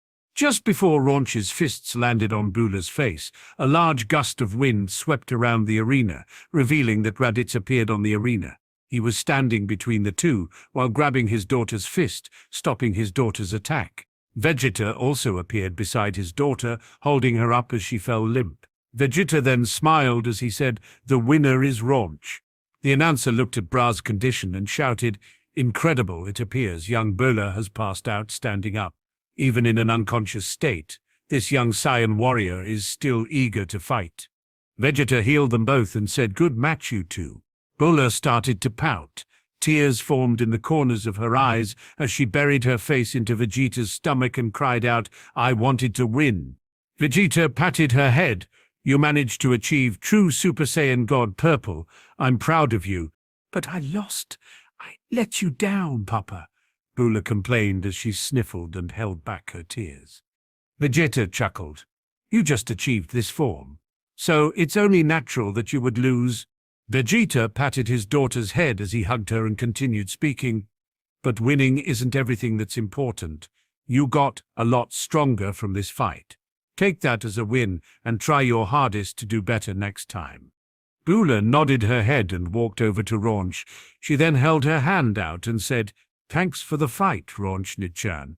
It was fun." Raunch accepted and shook her hand before saying, "Let's fight again someday." Raunch smiled before she pulled her arm and gave Bulla a big hug. "Oh, I can't resist. You're still so cute. You'll get even stronger from now on. I'm sure you'll catch up in no time." Bulla nodded her head as she wiped the tears from her eyes. "No." "There you have it, ladies and gentlemen. The winner of the second match is Raunch," Mr. Announcer said, causing the crowds to cheer wildly. The Metal Man was up against Cello for the next match. Guru had trained this young boy with the aid and knowledge given to them by Vegeta's wish. Compared to their previous degraded state as a species, the Namekians became much stronger than in the original canon's counterparts. Cello was the youngest prodigy they had. When he turned 10, he became a true Super Nemikan, and under both Guru and Kame's guidance, he had barely managed to achieve the state of Namekian god. The Metal Man was actually part of the group Vegeta scouted out for the Galactic Patrol. They were slightly different than the Metal Man of Universe 6. Unlike their Universe 6 counterparts, the Metal Men race didn't get flustered when called bad names. Instead, they were enraged by it. The only other big difference Vegeta noticed was that they couldn't take compliments. If you said its metal looked shiny and cool, they would cease combat and hide their embarrassed expression. Cello and Silvermaru stood across from each other ready to fight. As soon as Mr. Announcer gave the signal, they dashed towards the center of the arena and slammed their fists together. Cello flew back, but he looked like he took no damage at all. The bones in his arms shattered 1 second and were repaired in the next, thanks to his Namekian physiology. Vegeta grabbed his chin and said, "Incredible, the regeneration abilities of the Namekians are truly something else. It seems to be even greater in the hands of this young Namekian." He's all right, but he still has a lot to learn," Piccolo chimed in. Cello disappeared from view and reappeared behind Silvermaru. He used his arms like ropes and wrapped up Silvermaru's body before trying to throw him off the stage. Cello powered up and continued to increase his ki levels. His face turned red while struggling to lift Silvermaru, and just as started to pick the metal monstrosity up, Silvermaru began spewing lava out at Cello, burning off and cauterizing the Namekian's arms. Cello yelled out in pain, but no sooner than he did so, he used his cane to cut off his arms past the burn markings and regrew his lost limbs. Cell then pointed a finger towards Silvermaru and shot out a powerful concentrated ki blast. Special beam bullet. The attack carried a lot of momentum, but unfortunately it bounced off of the Metal Man's chest and barely made a dent. "I see. I can't hold back. Cello suddenly powered up. His antennae grew slightly longer as dragon-like scales formed on the surface of his skin. Unlike Super Saiyans, as Namekians advanced through their stages of power, their physiques become more and more like real dragons. The colors of their scales differed on whether they started off as a warrior or dragon sage. If they were a dragon sage before becoming a Namekian god, their scales would be emerald green. If they were from the warrior clan, their scales become red. Cello's fangs grew more pronounced as his skin suddenly started to gain a red hue. A tailed dragon's tail sprouted from the bottom of his spine, while the scales gleamed like metal, and his claws became razor-sharp. With a loud dragon's roar, Cello sent out a shockwave that spread across the arena, revealing the Namekian god form. Piccolo smiled as he said, "Well, it seems Namek has grown much stronger since I last visited." The metal man's eyes widened in awe as Cello charged towards him. Cello's head slammed into Silver Maru's chest, causing the giant metal construct's feet to slide backward. The giant living construct tore up the ground with his feet, not stopping until he felt himself being lifted. Cello was aiming to throw him out of the ring with a single action. In response to the threat, Silver Maru raised its hands and slammed them into Cello's back. The metal man then grabbed the Namekian's waist with its metal three-pronged claws, digging into his flesh slightly. Cello grunted but fought through his pain. As the metalman tried to lift him without any warning, Cello struck out with a powerful barrage of stretching punches that let him cover the distance. Every time Cello's fist smacked against the metallic surface, the Namekian put dents into Silver Maru's chest while making loud ringing noises that echoed all throughout the arena. Ding-clang, bang-ding. Hit after hit moved Silver Maru ever closer towards the barrier, lifting him higher into the air with every punch. Silver Maru then spewed lava around them to gain space. Cello backed off and barely managed to avoid the molten material while cursing, "Damn magma monster!" Enraged by the insult, Silver Maru began to slam its own chest. Its body turned red, and it heated up as the metalman began to refine its own body. Like steel being worked in the forge, the dent suddenly popped back out, revealing a new smooth and flawless surface. Silver Maru then raised its arms up in a cocky manner to say, "Aren't I amazing?" Cello knew that somehow Silver Maru's strength had suddenly grown at an exponential rate. His iron skin grew even harder, to the point that not even Goku or Vegeta was sure that they'd be able to break through it. Cello frowned.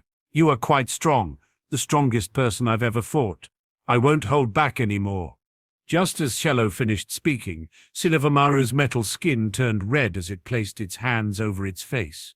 Everyone in the crowd suddenly held their breath, thinking that it was some form of a new attack. When suddenly, Silver Maru stopped struggling. Cello was confused, but managed to take advantage of the situation and easily throw Silver Maru off the stage. Silver Maru realized what was happening, but it was too late. His body was flung into the air, slamming into the barrier before passing it. A cloud of dust shot high into the sky when the robot man fell outside the hard light barrier and slammed into the ground. A strong, silent atmosphere spread across the spectator seats. Even Cello was stunned by the incident. It took the announcer's voice to snap everyone out of their disbelief. "Well, there you have it, everyone. Cello is the victor by ring out." The crowd cheered, but it seemed to be lacking a bit in emotion. Cello then powered down and showed an embarrassed expression before he bowed to the crowd and left the arena. Next up was Ooto versus Red. Ooto was a combat-type Yardratian warrior and their most promising youth. His mastery of spirit control was said to be top-notch amongst their race. Ooto's appearance was short, but with a lot of muscle. His skin was pale blue and had many large dark blue spots over the backside of his body. He wore a cobalt metallic mask over his face and wore the traditional Yardratian armor. Reg was of the three-eyed race and lived on planet Metamor. He was trained by Tien and the Grandmaster, and several other masters on the planet. They were expecting great things, this youth. He had long braided black hair, a handsome mug, and a slightly broad chin. Rad's body was fit. Barely any fat could be seen on his lean muscles, and his third eye was fitted with a single blue eye. He only wore a white tank top underneath the Metamorian fusion outfit, loose martial pants, black belt, black ankle wrappings and white sandals. Ooto and Rad faced against one another and jumped straight into the fight the moment the announcer gave the word begin. Rad dashed forward and slammed his fist out to test the waters. Ooto smiled and shrank down to the size of an ant before he ran up Rad's arm and punched him in the face.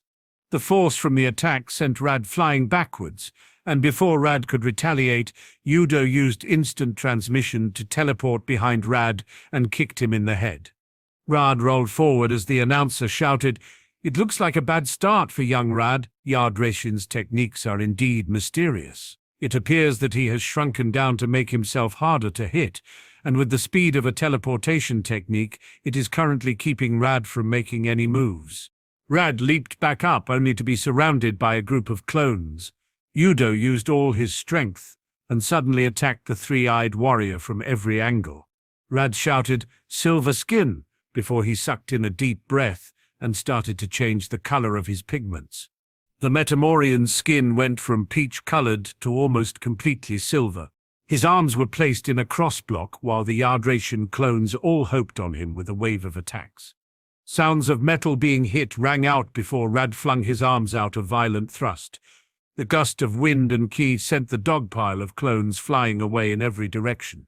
Ooto's tiny body was sent flying through the air, forcing him to reabsorb the clones he split off earlier. Just as his clones returned to his body, Ooto's size shot up and became an easy target. Rad then used a powerful movement technique and created his own clones to surround Ooto. Using something called the 3 heads and 6 arms technique, all 5 of Rad's clones grew new limbs as each of them stood ready in the Neo-Tri-Beam stance. Each of them charged up a frighteningly high level of ki mixed in with life force. Ooto tried to use his instant transmission to escape the circle when another clone of Rad's disrupted his opponent's concentration by using a solar flare at point-blank range. During the blinding shine of the solar flare, all of Rad's copies remerged with the original alongside the energy his clones stockpiled. Placing all 3 pairs of arms in the tri-beam stance, Rad buffed up his ki even further before he shouted out, "Neo Trinity Beam." A loud boom shook the arena as he created a massive pyramids pointed at the front of Rad's body. The 3 pyramids collided and grew compact before exploding with an intense wave of heat and fire. A beaten-up Ooto shot out into the air, quickly healing himself and stopping just mere inches away from the barrier. However, the moment he stopped, Ooto teleported back to the ground and transformed into a giant 14-foot Yardration. Ooto waved his arms together and created a giant and thick chain made out of energy. Using it as a whip to tie down his opponent's movements, the Yardracian flung the chain out towards Rad. Rad jumped back, narrowly avoiding the chain from wrapping around the lower half of his body. The Metamorian's 6 hands came together as if he were praying, while he shouted, "Blood Asura technique." His metallic-colored skin suddenly turned bright red as his power tripled, 9 revolution fists of the wrathful Asura. All 6 of his arms turned into a flurry of blows that charged against Ooto's attacks. Every time Ooto swung the giant energy chain at Rad, Rad punched it away with ease. However, everyone with senses understood something was up with that technique. Each time the Metamorian's punches landed, they became stronger than the last. Every 9 punches Rad's strength doubled, and when his 11th set of 9 punches shot out, it became around 2,048 times stronger than his first attack before breaking the stalemate. The chain shattered under the pressure and Ooto was sent flying into the arena's barrier. The Yardracian's back slammed against the invisible wall, making a loud whop noise. As he fell through the barrier and onto the ground, the announcer raised his arms into the air and shouted, "Out of bounds! What a spectacular match! What powerful techniques! Ladies and gentlemen, please give it up for the winner of this intense fight, Rad." The crowd cheered as the medics gave them a senzu bean to recover. The combatants stood on stage and shook hands, making the crowd cheer even louder. Next up was human versus human, Yatora against Terra. Yatora had white hair, short, buzzed hair, red eyes, and a well-built physique. He had 6 incense burns on his forehead and a bit of a baby face. Since his idol was Krillin, Yatora too had a background in Buddhism. He wore an orange and blue monk's robe that had the kami symbol stitched over the back. He carried an aloof presence as if the world around him didn't exist, like everything around him didn't matter. Terra had long black hair, a mature and developed body, perfectly toned muscles, and dark blue eyes. Standing at 6 feet tall and wearing a Kama-style orange and blue martial duo top with an orange hakama that's been tucked into her boots, the girl stood ready for the fight of her life. She seemed far more mature than her age let one. There was even some confusion about her real age. Some people thought she was 20 or older. The poor 15-year-old girl felt like crying every time her age was brought up. The two stepped onto the stage and faced each other. They then bowed to the crowd and then to each other. Taking a few feet away from each other, the two earthlings smiled and stood in their fighting stances. "Sorry, Terra, I want to win this match, so I'm not going to hold back, even if it's against you," Beerus declared. Terra smiled and said, "Krillin's watching, but so is Videl. Do you think I would embarrass my master?" "Begin," the announcer shouted, making them jump towards each other with blinding speed. As the two clashed, their arms turned into blurs as they struck out and started to parry each other's attacks perfectly. Each blow was expertly blocked and redirected to alleviate damage. It looked like the two were dancing as they continued to punch and kick at each other. An orange aura erupted around them both.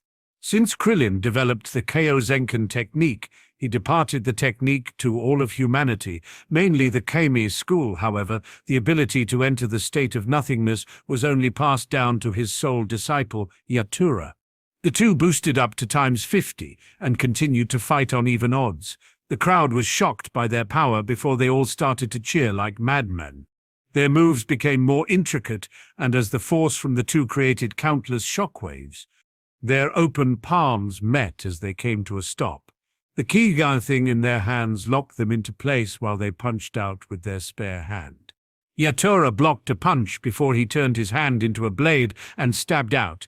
Terra leaned to the side and felt his fingers brush across her waist, tearing through her jai while she made a sicker hand and attempted to poke his eyes out. Yatura bent his neck down to block with his forehead. However, the moment he did, Terra opened her hand and changed to a palm attack. Her open hand slammed into his forehead, but she didn't feel the impact. At the last second, Yatura craned his neck back and raised his foot towards her stomach. Terra gave up the key struggle and leapt back, avoiding the kick before she jumped off his leg and tried to kick him in the chin. Yatura leaned under her kick and flew up to meet her. Their limbs turned into blurs as started to destroy their surrounding arena with every attack. Krillin frowned, then shook his head with a disappointed sigh and questioned his disciple's motives. What heck is he doing? Goku turned to his longtime friend and asked, "What's up?" Krillin shook his head. "I told him not to go easy on her, but it seems my disciple's biggest flaw hasn't been fixed yet." Vegeta lifted his brow. He can't hit girls. No matter how hard he tried to fight against other female disciples, he would pull his punches. Truth be told, he could win if he just used his secret weapon. Krillin said with a down expression. Vegeta smiled. "So he managed to do it, eh?" In response to Vegeta's question, Krillin nodded his head, and with a quick sigh he said, "Yes, he managed to succeed in the end, but before the match started, Yatura said something along the lines of not wanting to steal my thunder." Vegeta laughed. "Really, Krillin? Where did you find this kid? Such a good disciple wants to save face for his teacher. Other than his overly chivalrous attitude, he's a very good student." Krillin shook his head. "Yeah, but his whole 'I refuse to hit a girl' principle gets him in a lot of trouble with the other female disciples." A loud bang echoed from the center of the arena as Terra growled and said, "I thought you weren't going to hold back." Yatura sighed. "I'm not. I've defended against all your attacks and even tried to hit you several times now." "Quit lying! You've only tried for submission or not vital hits," Terra shouted. Yatura rubbed the bottom of his nose while chuckling with embarrassment. "Sorry you figured it out. It's nothing against you, but my mama ingrained the lesson to never hit a girl into my head pretty hard." Yatura rubbed the back of his head while remembering the welts he got from misbehaving. Terra looked like she was about to blow up. "See? Krillin said, pointing at his student. "Ha ha," Vegeta laughed. "You really do have an interesting pupil." Terra jumped at him and charged a sphere of ki in a single hand as she shouted, "Kamehameha." The one-handed Kamehameha was blasted behind her to increase her speed and spin of her punch. Her other fist was surrounded by a dense and fierce ki that erupted, turning her arm into a jet as she closed the distance. The sound cracked and exploded as Terra punched out at Yatora. A huge detonation shook the arena, causing a massive plume of dust and rubble to shoot into the air. Yatora had dodged the attack by a mere inch or so, and as he sped out of the smoke screen, he tried to grab Terra's arm. Before he could reach her, the ki surrounding her fists and feet exploded, and Terra went all out on her offense. Constant explosions of ki went off as she began her combination attacks. Yatora began to dodge for his life, because it was most certainly on the line. Here it is, the rocket assault made famous by Vidal. She uses her ki-like jet propulsion to speed up and strengthen her attacks. Mr. Announcer informed the crowd. Beams shot out behind Terra and slammed into the protective shielding of the arena. From the spectator's view, her ki looked like jet streams of glowing water smashing against a glass window. Keys surround both Terra's fists and feet as she continued her assault with great ferocity. "Kyozenken times 100, Yatora shouted, as his moves became even faster. He was now blocking every move Terra made. Their fists and feet clashed against one another, creating craters around their impact points.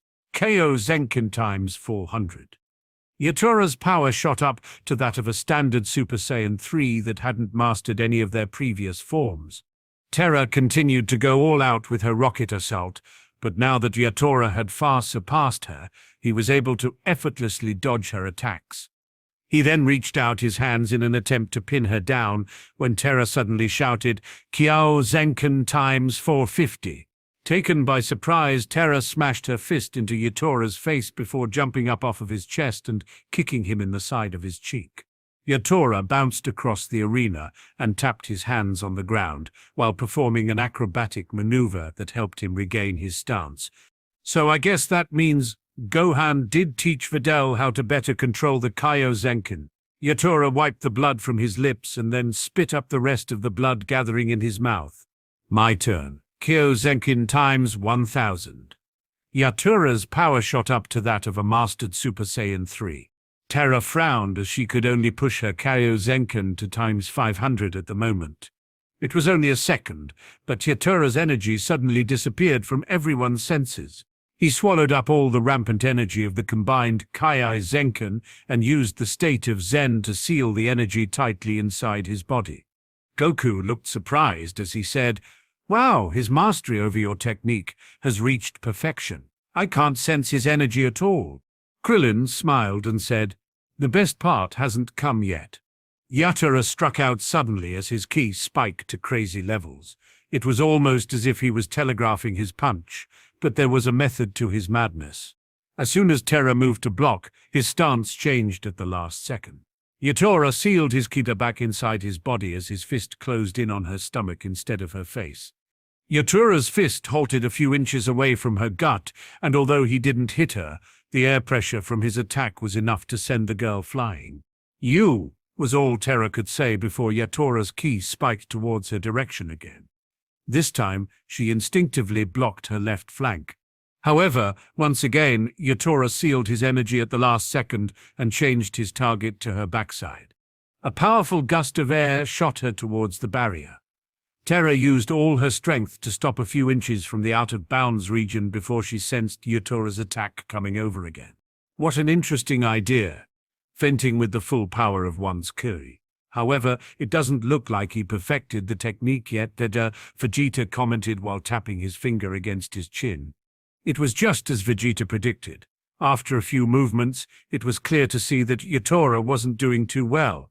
Completely sealing and randomly unleashing one's koi would put a ton of strain on the body, and the Kyozenken at a 1000 times boost puts an even greater strain on his body. Sweat poured down Yatora's chin as he tried to launch another attack.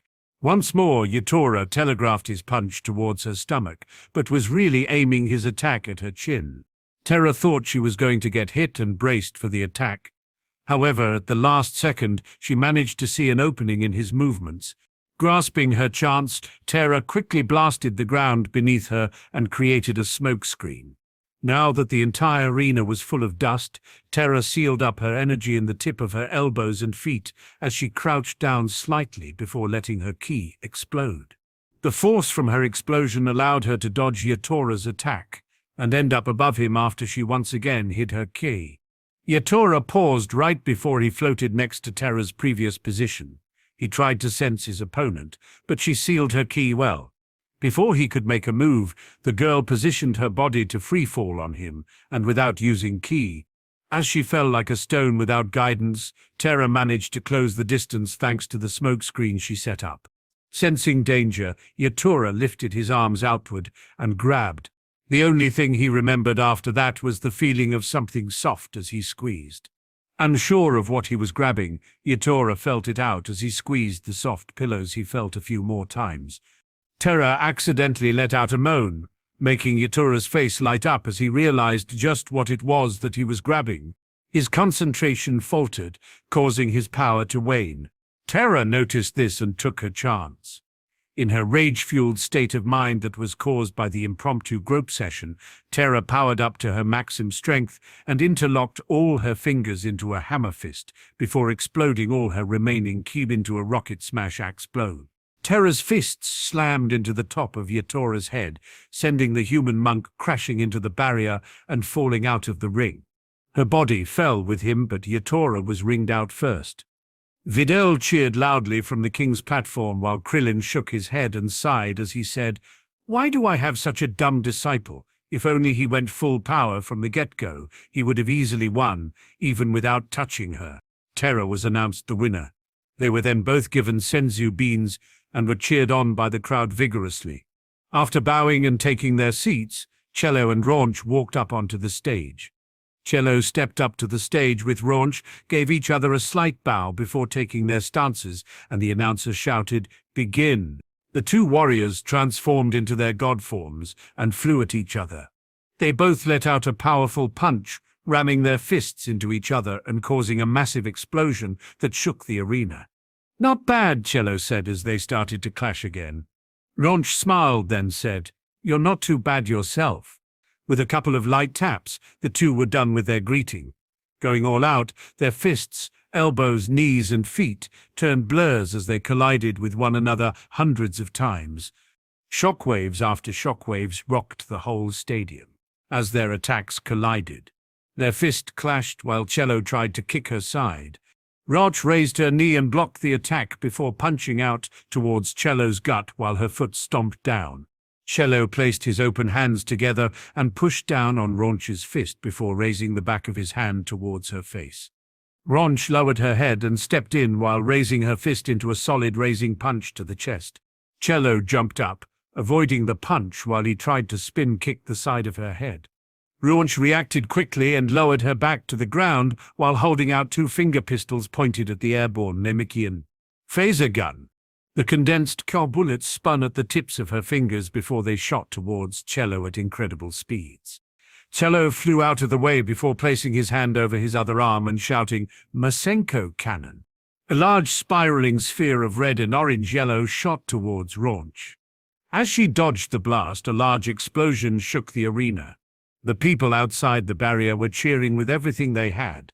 Punches, kicks, ki beams, and martial tricks. All were being implemented in rapid succession. Vegeta smiled as he saw Raunch suddenly step it up to true Super Saiyan God Blue. Cello appeared to be on the defense, but to Vegeta he seemed to be buying his time and waiting for Raunch to run out of stamina. Punch after kick, Cello continued to block her attacks until he managed to end up in the corner of the very edge of the spherical barrier. Cello placed his hands out to his side and looked like he was about to do something to turn the tides. Raunch sensed danger and suddenly powered up. She launched a full-powered crushing Tuesday blast at Cello's position. Cello's body bulked up and his scales started to rattle as his stomach inflated with air. He opened his mouth and suddenly shouted, "Dragon Magic, Nova Fire." Cello's stomach slowly deflated as he let out a powerful roar accompanied by an intense red-colored fire in the shape of a red dragon. As the draconic flames spewed forth from his mouth, it charged towards the beam with a fiery intent. Moments away from hitting its target, the energy dragon opened its mouth and spewed out a golden sphere of fire that destroyed Raunch's beam in an instant. Raunch powered up as much as she could and placed her hands out to defend against the golden fire sphere. Her gloves started to melt as she started to push back against the orb of fire. Raunch shouted in pain as she struggled to push back the attack. Cello took the advantage he saw and dove into attack. However, just as his fist came close to hitting Raunch's chin, her energy spiked like crazy and pushed him back. Raunch's aura surged into the sky as she suddenly shouted, "I'm not going to lose. I refuse." A loud boom echoed out as her aura and hair changed shape. Purple energy and lightning intertwined as she pushed her transformation to true Super Saiyan God Purple. Using all her strength, Raunch grabbed the massive ball of fire and started to crush it into a tiny sphere. Smothering the air with her ki, the female Saiyan turned to the Namekion and showed him the image of her crushing his most powerful hybrid magic martial art into nothing. "Damn it! I was saving this for the finals," Raunch lamented as she stared down at her foe. Raunch then shot over and hit Cello so hard in the stomach that his eyes nearly popped out of his head. The force from her punch sent the poor Namekion flying through the air and crashing into the barrier. His body slid down the clear surface until he crashed into the out-of-bounds region, ending the fight as the crowd cheered like crazy. Raunch almost passed out as she came crashing down to the arena grounds. She had sweat dripping off her every muscle. She was in a hunched-over position and panting heavily, but even in her exhausted state, she still managed to raise her arms and throw up a victory sign. Reddits and Launch cheered their heads off as they pointed to her and shouted, "That's my daughter." The crowd cheered as the announcer declared her the winner. Both of the fighters were given a senzu bean and then bowed to each other before stepping off stage. Next up to fight were Rad and Terra. The two warriors stood across from one another and shook hands. Just as the announcer said, "Begin," they gripped each other's wrists and powered up to their fullest strength. The ground started to crack at their feet when they powered up even further. The two opponents gave each other a determined stare before they started to throw blows. Loud noises of fist against flesh resounded throughout the entire arena in a constant cycle. They continued to show the extent of their martial arts mastery, while they exchanged thousands of blows in under a minute. Flying towards each other, the two fighters hit each other dead on the face with fierce punches. As their upper bodies jolted backward, a bit of blood began to leak from their lips. Before they lost too much ground, the fighters grabbed each other's wrists and swung again with their free hand. Another loud cracking noise echoed throughout the entire arena as they slammed their fists into each other's faces again. Still holding on to one another's wrists, they grinned at each other before they stopped their upper halves from leaning back and threw another punch. Neither of them was using transformation or power magnification skills, surprising the crowd as they gasped and murmured in surprise. It seemed through a simple tact agreement, Rad and Terra both consented to use only their base power to win this fight. "This is unreal," the announcer shouted. "The two martial artists are slugging it out, neither of them moving from their original position. The sheer concentration and willpower that it takes not to falter, ladies and gentlemen. This is a true test of strength." Vegeta scoffed. "Test of strength, huh? More like a brawl between thugs." Goku laughed and said, "Yeah, but sometimes fighting like this is fun too." The two continued to wail on one another for some time. Every attack was made with deadly precision and aimed at the most vulnerable parts of the body. The ring turned into a blood-stained battlefield. As they continued to inflict serious damage to each other and shatter each other's bones, the two fighters grinned. Both Rad and Terra seemed to be shaking, making their footing lose and their stances shake. Blood dripped from their many wounds while their breathing became haggard. Beaten and bloody, the two warriors forced themselves to suck up their fatigue and bravely continued their competition. Just as Terra threw her fist, she felt her body go limp, and when she fell forward, her body crashed on top of an already unconscious Rad. Everyone was cheering the two to stand up. The announcer was counting out the numbers. 1, 2, 3, 4, 5, 6, 7. Terra bit her lip until blood started to leak down her chin. She gathered all her strength and placed her left foot up. Now standing in a crouching position, she placed her arm on her knees and tried to lift her upper half. 8, 9. With the last of her remaining stamina, Terra stood up and nearly fell over as she stumbled to regain her balance. Incredible, folks. We have a winner. Terra smiled, but then she suddenly realized that she was being held up. She lifted her head to see Rad staring straight ahead. Tears started to form in her eyes as she said, I lost. Rad smiled. It was a good fight. Master said I relied too much on technique. You showed me something important today. Terra could only chuckle in disappointment before she passed out. Rad was given a senzu bean while Terra was fed the other. Once they recovered, the crowd cheered without restraint. The two bowed and thanked the spectators before they left the ring. Terra rejoined her family in the spectators' seats, and Rad stayed up on stage. Videl took the time to fly down and congratulate her disciple before comforting her with a pat on the head. It looked a little awkward. With Terra being a good 10 inches taller, it looked like a child petting an adult. However, Videl was 2 years her senior, and the fact she wasn't treated like an adult is what drew her to asking Videl to become her master. The announcer called out before the declaration of the final fight, "Ladies and gentlemen, it's been a grueling and intense set of fights. To think they are all 15 and younger is amazing. Give it up for the people that lost. With such potential, we look forward to seeing what they'll accomplish out in the universe." The crowd cheered at the lineup. Even though the fights happened in minutes, because of Bulma's technology, they viewed the flow of time much slower on the capture screen, so it felt like a couple of hours. Only those with quick enough senses or eyes were able to experience the real-time battle. Once the crowd quieted down, the announcer raised his mic and said, "Now the moment you've all been waiting for, the grand finale, Rad from Planet Metamor versus Raunch from Planet Earth. Get up here, you two." The tension in the air was thick with anticipation as the contestants stepped out onto the arena.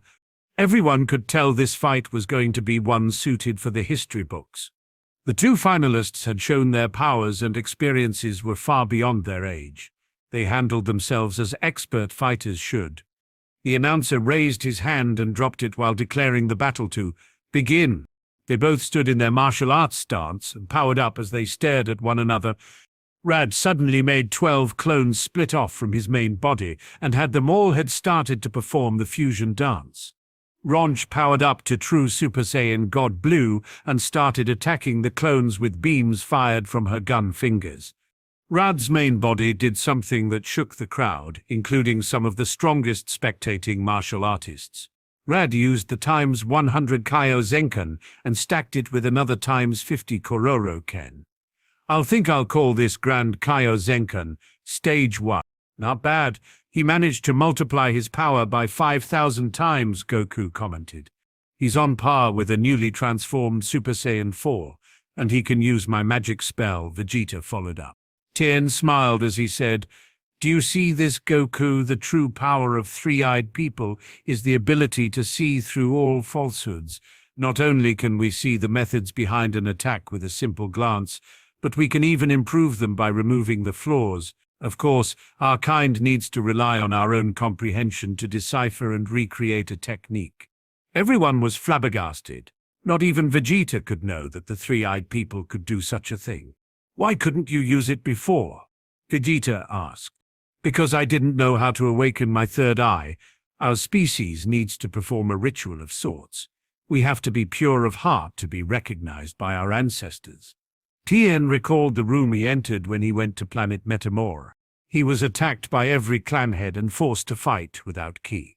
Once he passed their test, he was forced to meditate and remove all the darkness from within his consciousness. Only then did his third eye truly open. With Radar's sudden heightened ki, he dashed towards the female Saiyan and managed to grab onto Raunch's hand, interlocking his fingers around hers before she could fire the blast. Seeing as she couldn't move properly, Raunch decided it was better to fight back with brute force and began to exchange blows with him. The ones performing the fusion dance were executing the permanent variant of the technique. so it would take a bit of time to complete. Raunch could see what he was up to. She knew that if he succeeded, victory would be difficult if not impossible. However, she was also surprised to see how much Tien's split body technique had changed the Metamorian's soul-cutting technique. Whatever they did to the technique, it allowed them to cut their souls and power much quicker and less painfully than the technique's previous form. Rad already had a monstrous base power level. If all of his clones perform the permanent fusion dance, their powers become tens of times stronger per fusion. The 12 clones were then cut down to 6 as each pair fused into one. Raunch fought as best as she could without transforming into true Super Saiyan Purple. However, seeing the current predicament she was in, it left her no other choice but to unleash her most powerful form. Transforming into a true Super Saiyan God Purple, Raunch's energy spilled into the air and caused the entire arena to quake. Jumping at her opponent, Raunch threw her fist out at the Metamorian with a 200-500 times boost to his base power. While Raunch fought, she was constantly looking for an opening. A loud bang was heard as numbers of Rad's clones dropped once again. Now only 2 remained. Getting desperate, Raunch let one of Rad's hits get through her defenses and struck out, taking a hit to earn a hit. The moment Rad's fist rammed into her stomach, blood leaked out of Raunch's lips as she put everything she had into her next attack. Kyaken times 20. Raunch shouted as pulled her wrist that Rad was holding onto and forced him to lean into a flying kick she launched towards his face. Before the Metamorian could act, he was hit into a chin by a magnificent high kick. Raunch's foot landed directly on the bottom of his chin and sent Rad flying towards the top of the arena's barrier. He stopped just before hitting the transparent screen and saw Raunch launch a blast at the 2 remaining clones. Rad raised his hand and used the instant transmission ability to stand in the center of the 2 clones. Raunch's blast hit them as their hands touched. A loud booming explosion shook the arena and smoke filled the air while the spectators held their breaths. "Do you think he's knocked out?" A random audience member spoke out loud. "I think he's dead. Will this be a disqualification?" Another spectator questioned while scratching his head. A sudden gust of wind erupted from the middle of the ring. The smoke cleared to reveal Rad standing there in one piece and with a smirky smile on his face. Rad's power shook the whole arena. He then stared down Raunch with a smile as he charged towards her in a blinding flash of speed. Raunch put her crossguard up and took a full-powered hit from Rad's flying punch. As her body flung back in a violent jolt, she felt like she had taken a hit from her father. Raunch then let out a cry of pain as lost control and stumbled back into the sky. After regaining her balance, Raunch forced herself to stop mid-air and floated in place. Raunch barely had time to sense the incoming danger, before she ducked at the last second, narrowly avoiding Rad's second attack. The flying kick flew over her head, and she felt a burning sensation rush over the skid mark. It left on her scalp. As her face was leaned down, she sensed his powerful ki coming from below and aiming for her chin. It sounded like a lightning bolt, hitting the ground as the tip of Rad's foot slammed into the tip of Raunch's chin. With a rapid response, Raunch took the force from the attack and twirled in the air as she redirected the force from his blow. Before he could respond, Raunch kicked him to the ground with a backflip kick to the inside of his armpit. Landing on the ground, Rad tapped his hands against the arena before he leapt to the side. Dodging the flying elbow, Raunch launched before skidding to a halt behind him. With her back to his, Raunch ducked down and swept her leg around in an arc, forcing the Metamorian to jump over her leg. Following after her opponent, Raunch leaped to his side with incredible speed. Just before she attacked, the Saiyan warrior upped her Kaioken's multiplier to times 50 for just an instant. She then proceeded to throw out a massive barrage of punches, all hitting Rad dead center in the weakest spot on his ribs. The force from her attack sent Rad flying off to the side and made him almost crash into the out-of-bounds area. Floating at the arena's edge, Rad gripped his waist in pain before calming his nerves. She definitely broke some ribs there, Rad thought, before he commenced a barrage of curved blast. Waving his hands side to side, Rad sent out thousands of ki blasts that formed into a wave of deadly explosions. Raunch flew forward and started to dodge the attacks when Rad suddenly appeared behind her by via instant transmission technique. The Metamorian thrust out his arm with an open palm, aiming for Raunch's shoulder blade, or more precisely, joint holding her arm up. Raunch waited until the last second to make her move, at the very moment of impact. Raunch felt the sting of his palm as she suddenly spun around in the direction of his attack. Redirecting his power to better augment her own strength, Raunch teleported behind him while using the kinetic force from his attack to land spinning backhand to Rad's face. At the moment of impact, she temporarily upped the strength of her Keityoken to times 50. Once again, Rad took the hit and went flying into the sky again. This time, he almost didn't recover. Using all his strength to stop his fall, the Metamorian's nose hovered a few inches away from the barrier, while Raunch stood back in the center of the arena with her eyes closed. Rad frowned as he wiped the blood off of his chin. He looked back to Raunch and teleported to her side. Once more, his fist was aimed for the side of her jaw, but the moment he hit Raunch, her body spun with the force of his attack, and her knee slammed into his side of his waist. Rad was once again sent flying back. This time half of the ribs on his other side were broken. The announcer began to explain Raunch's methods. Incredible, she appears to be redirecting the force from young Rad's attacks and countering them by powering up to the Kaioken for very brief moments during the impact of her punches and kicks. If I had a seat, I'd be hanging on the edge of it like you folks. What skill, what power. Although she was redirecting the force from the attack, Raunch wasn't able to mitigate 100% of the damage. Bit by bit, every attack she countered left her with residual damage. Every time Rad attacked, he was met with a painful counter. It looked like Raunch had turned into a spinning top. Every time he punched, she inflicted serious damage to his mid and lower body. Every time he kicked, his mid and upper half would suffer. In the short span of 2 minutes, Rad had suffered under the pain of 1,000 blows. The two looked positively worn out.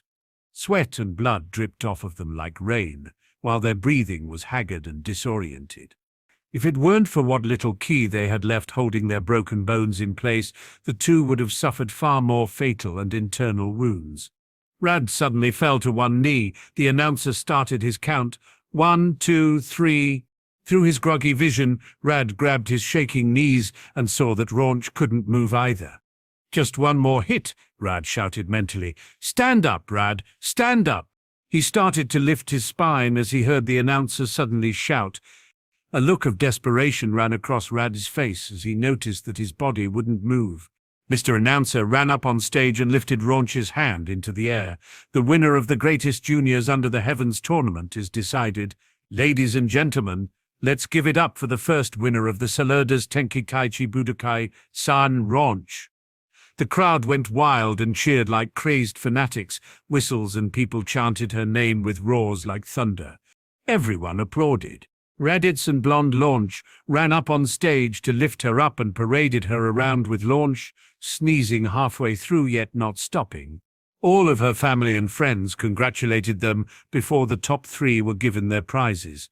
Vegeta handed out the awards to Raunch, Rad, and Terra, in that order. Everyone on stage then bowed to Vegeta and set off to celebrate with their friends while the primaries for the Adult League took place. After eating the fruit, Raunch grinned as she felt her power swell up. She thought about her little ragtag team and said, "Time to develop a pecking order. Maybe now I can knock some sense into those 2 buffoons." Vegeta nodded his head at his goddaughter's words and agreed it was for the best. Vegeta let the old rules stand. 100 people to a ring for 10 different arenas. Each of the platforms had its own buildings so that one could keep other contestants from seeing their fighting style. Vegeta and Goku didn't enter as it would be unfair to those who did. However, they did have an agreement to challenge Whis' Gogeta later on. The two were in a very particular stage of their training, a bottleneck of sorts. They could feel that they were on the front door to achieving Ultra Instinct, and fusing might be able to provide some insight to help them cross that threshold. The only problem with fusion was that they didn't experience the events in a straightforward manner. When they fuse, the persons known as Goku and Vegeta cease to be, and in that place, an entirely new being is born. When they diffuse, Their memories of Gogeta's actions and the sensations they feel remain, but the thoughts and creativity of the fused being don't carry over. Gogeta's mind is Gogeta's mind. His thoughts, personality, all of it comes from a newborn being. This is why you never see Goku or Vegeta using Vegeta's or Gogeta's moves. They have no experience in them, no solid foundation to base the skills off of, just the sensations they experienced while using it. Zenkais are also pointless as a fused being. After diffusing, they don't get any of the additional power gained as Gogeta, and the next time they fuse, the previous Zenkai is gone, because it is a reborn version of Gogeta. The deal was, Whis would agree to help them understand the way Gogeta uses their combined powers, and would explain his techniques after their fusion wears off. In return, they have to secretly give Whis a feast without Beerus finding out. Even without having a training session set up, both of them had other problems to keep them from participating in the tournament, Majin Buu being one. Returning his thoughts to the situation at hand, Vegeta informed them about Buu and simply played it off as a premonition from a prophetic alien race known as the Kanasan. He told his allies that during his travels he met with a member of the Kanasan race and saved him. In return, that Kanasan member gave him a glimpse into the future. The ZE fighters had no reason to mistrust Vegeta, so they went along with his lie and were prepared for Buu's arrival. Since Vegeta and Goku had nothing to do while the prelims were ongoing, Vegeta decided to meet with the Kais. After inviting them into the king's chamber, Vegeta nodded his head respectfully and said, "Welcome, Supreme Kai. I hope you came here to help me track Babidi." Shin was thrown through a loop. He wasn't expecting Vegeta to know the purpose of his visit, much less his position. Vegeta smiled and said, "I already have someone monitoring Babidi's minions. It's only a matter of time before they realize that the contestants are too overpowered to attack. With no other choice but to seek a weaker fighter to assault using Steeth, they'll probably go after one of the spectators or Saiyan guards." "How do you know all this?" Kibito questioned. Vegeta then used the same Kanasan excuse before he continued on. "Buu isn't the real problem. In fact, I can even save your Grand Supreme Kai. The real problem is Fu, a demon king that likes to play with my timeline." Vegeta then pointed to their chests before saying, "Also, you two shouldn't be here." Vegeta then used his instant transmission and teleported the two Kaioshins back to their celestial world, surprising them greatly and in awe of how he knew where their planet was. "Give me the Z sword. I'm going to free Elder Kai because you are severely lacking a teacher. If you died, you would also kill this universe's god of destruction." Vegeta went on to scold Shin for not knowing jack shit about his own universe and his position in it. Kibito was forced by Shin to bring the Zedi sword, which Vegeta easily snapped into two pieces. Before Kibito could complain, the Elder Kai appeared in a puff of smoke while Vegeta said, "I'll return with your Grand Supreme Kai. Until then, stay away from danger, you moron. If you find an evil that you or the rest of the Kai can't handle on your own in the future, take your problem to Beerus. It's his job, and it's your responsibility to make him do his job."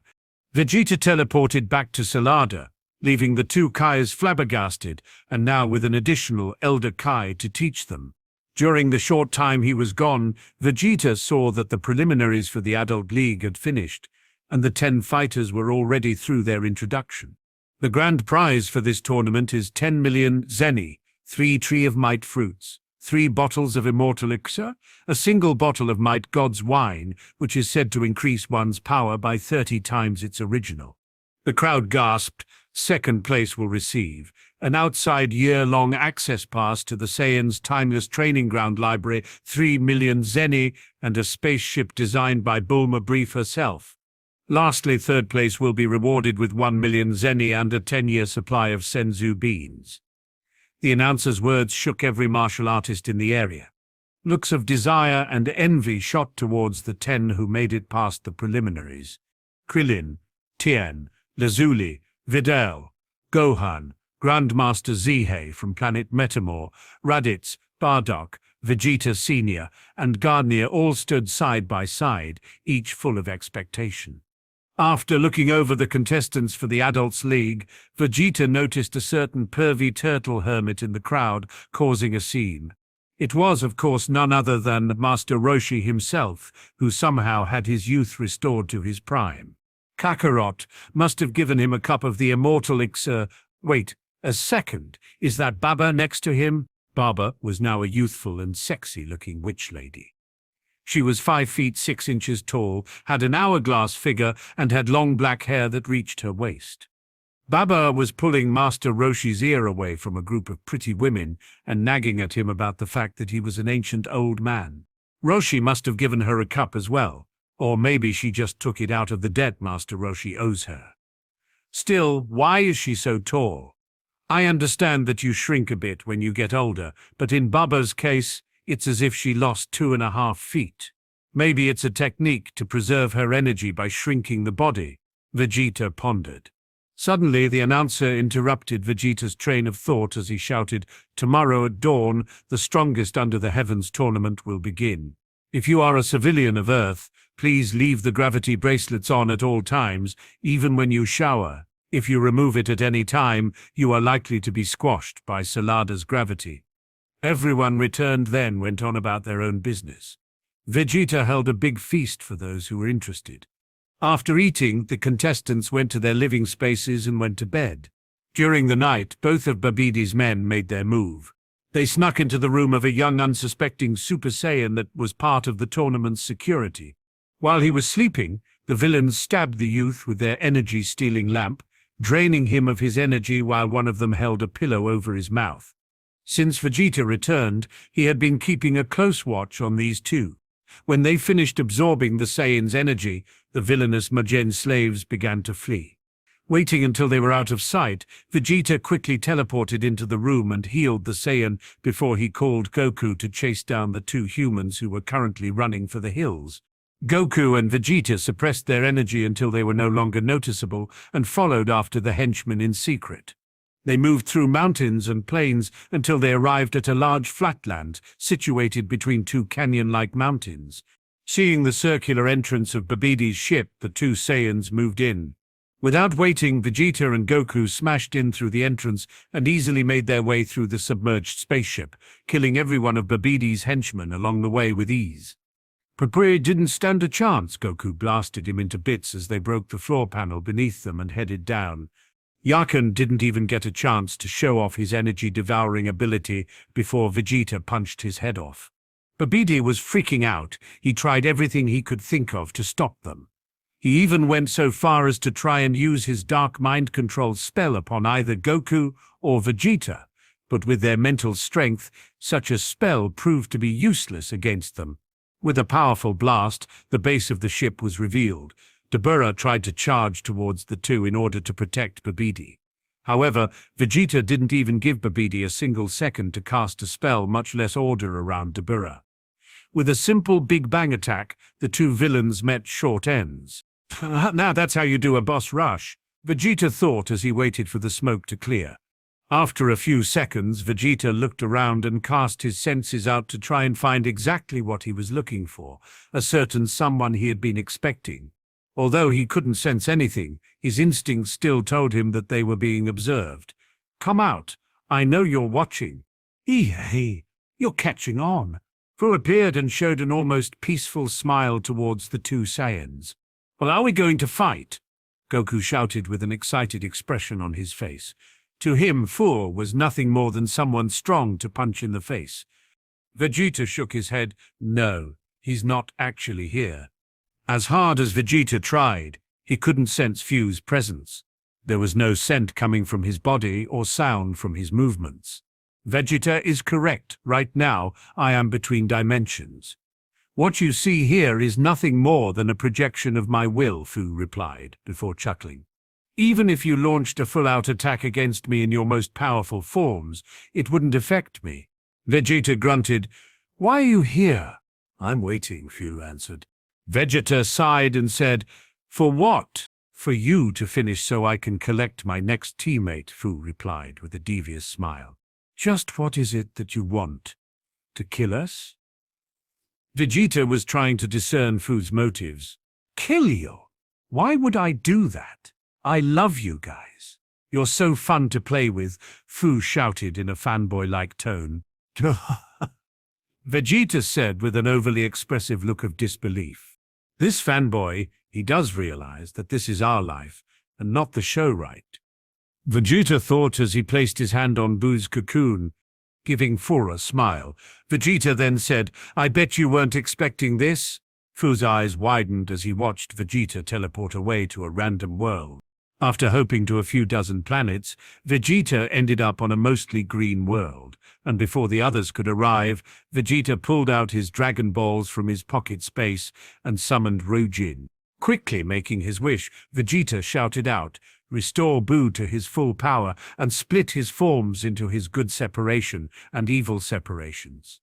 Then remove the Grand Supreme Kai from the good separation while leaving the personality and memories of Fat Boo intact. The second wish is to reincarnate the evil separation as a human on Earth. Vegeta didn't know what Fu was planning to do with Boo, but he wasn't about to play to his tune and fall into his traps. The dragon quickly made his wishes come true and disappeared into Vegeta's pocket space. The cocoon shook and popped open.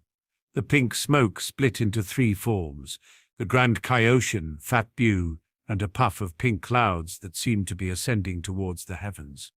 While the cloud that was Boo's soul floated away, ascending to the afterlife as Vegeta wanted, the Saiyan King thought he was safe. When suddenly a piece of the evil soul was chipped away by a beam of energy and collected by none other than Fu. Holding a very tiny piece of future Ubub's soul, Fu let out a fun grin before he said, "Clever, but when you can traverse space and time, your actions seem a little pointless." Ah, crap, Chrono is starting to catch on. Correction, when you can traverse space without problems. Just before Fu disappeared, he laughed and said, "I'll be taking this. I hope you look forward to my little tournament." Vegeta gripped his fists in anger. I will make you regret making a fool of me." Vegeta raised his hand and shot a blast through the vanishing Fu, roaring in anger as his aura exploded to the skies. Fu just laughed as he made his way to the afterlife. He was searching for something within the depths of the spirit world. "Come on, I know you're around here, and it's only a matter of time until I can make my ultimate Boo." While Fu waited, he held the part of Boo he collected and channeled some of his energy into it. The pink cloud began to reform into a tiny action figure-sized Kid Boo. The toy-sized Boo popped up like a confused child. Before Kid Boo could react, Fu placed a powerful control spell called Thrall on Boo. When the target arrives, don't absorb him until he is forced out into his true form. Split a part of yourself there, hide your energy, and wait for your chance. The mindless Boo nodded its head, separated a piece of itself, and sent it off to wait in a certain position in the realm of the afterlife. Once the piece of Boo blended into the environment, Fu moved over to a certain location where the negative energy from all the evil souls are processed. The negative energy is collected by the denizens of hell, the Oni. It is then transported over and recycled through something called the soul cleansing machine. Fu turned invisible and walked right up to a dancing Psyche Oni. He almost laughed as he thought, "The magic I learned from that winged angel was priceless. Little Vegeta, did you think I've had enough fun yet? When someone slaps me, I slap back twice as hard." Fu pushed the Oni into the beakers of negative energy that had yet to be loaded onto the soul purification device. Purplish-grey smoke rushed out from the shattered containers and engulfed the Oni in the purest of negative energy the afterlife had to offer. The young Oni's body began morphing into the gargantuan baby version of Janemba. First, his pink-red skin started to turn into a yellowish-tanned color. 6 holes opened up on his stomach as his body size inflated to the size of a large house. He looked like a giant fat baby as he cried out, causing shockwaves to flood the entire afterlife. Many of the kites were taken by surprise as they sensed the boundary between hell and the mortal plane come crashing down. All of the universe's most evil souls were let loose and could now affect the land of the living. Foryu laughed because he got what he wanted. He then went into hiding again, waiting for his next big chance to present itself. Well, since the strongest fighters are on Salada, Earth must be in trouble right now, Fu thought as he left to check on the planet. Needless to say, Earth was overrun with many wicked souls from their past. However, contrary to his belief, with how well humans were trained, plus the the Saiyans, a few Namekians, Earth's defense force, and members of the Galactic Patrol that were all living on the blue planet. Earth wasn't as defenseless as first thought. The evil souls that had escaped hell thought they were going to have fun by wreaking havoc.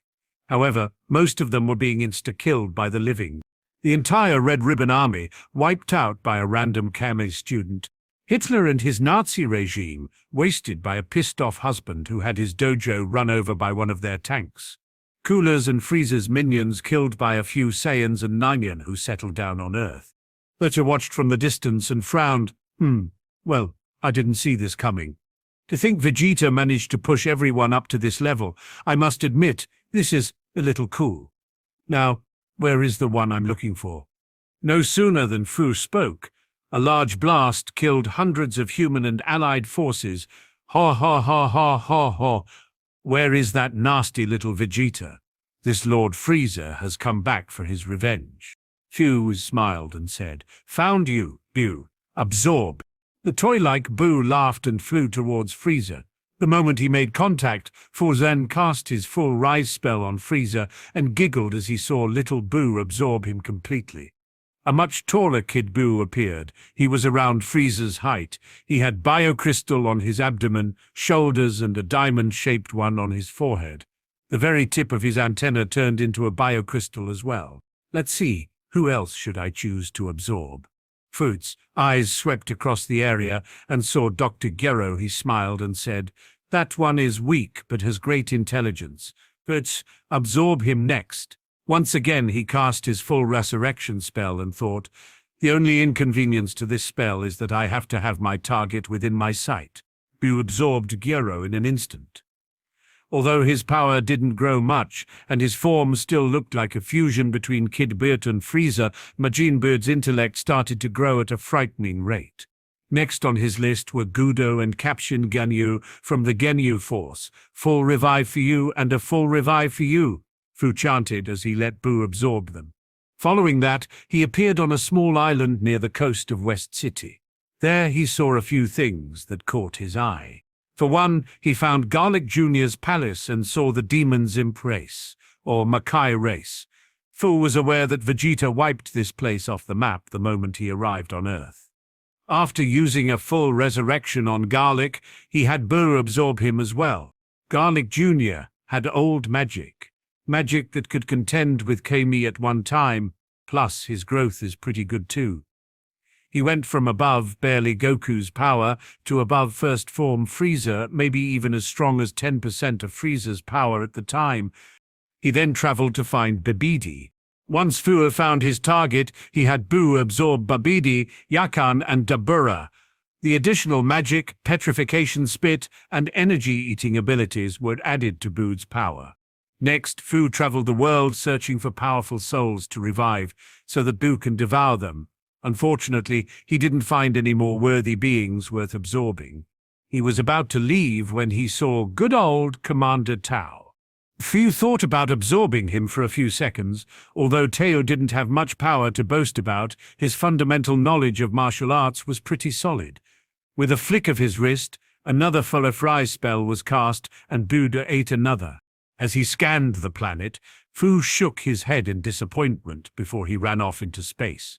He ended up at a large battlefield where thousands of frost demons were attacking entire planets. Needless to say, all the chaos being produced was making Fu grow stronger and stronger by the second. After reviving and having Butch absorb the strongest ancient frost demons he could find, Fu stopped by and absorbed King Cold and found something interesting. Fu noticed that the ancient frost demon was sealed inside the life-preserving ice, and that ice was mostly thawed out. Smiling, Fu thought, "I'm gonna need something fun to replace the resurrection of Frieza arc." He had Boo place an evil Majin control spell on the ancient frost demon and said, "When you're done, you'll be my new toy as well." His following action consisted of him flying off to a long-forgotten place that concerned the Namekian race. On a distant planet that was mostly water, a large 20-foot Namekian sat down in a meditative state and looked as if he were about to perish any second. Fu appeared in front of him and smiled. "Hello, Lord Slug." "Who are you?" Slug said as he conspicuously stared at Fu. Fury smiled and said, the one who can grant you a second life. Do, eat. Booji shot out and covered the elderly Namekian. Slug wanted to resist, but it was useless. Even at his peak, he wouldn't be able to handle Boot's current power. After absorbing Slug, Fu smiled at Boo and said, "Do as I planned."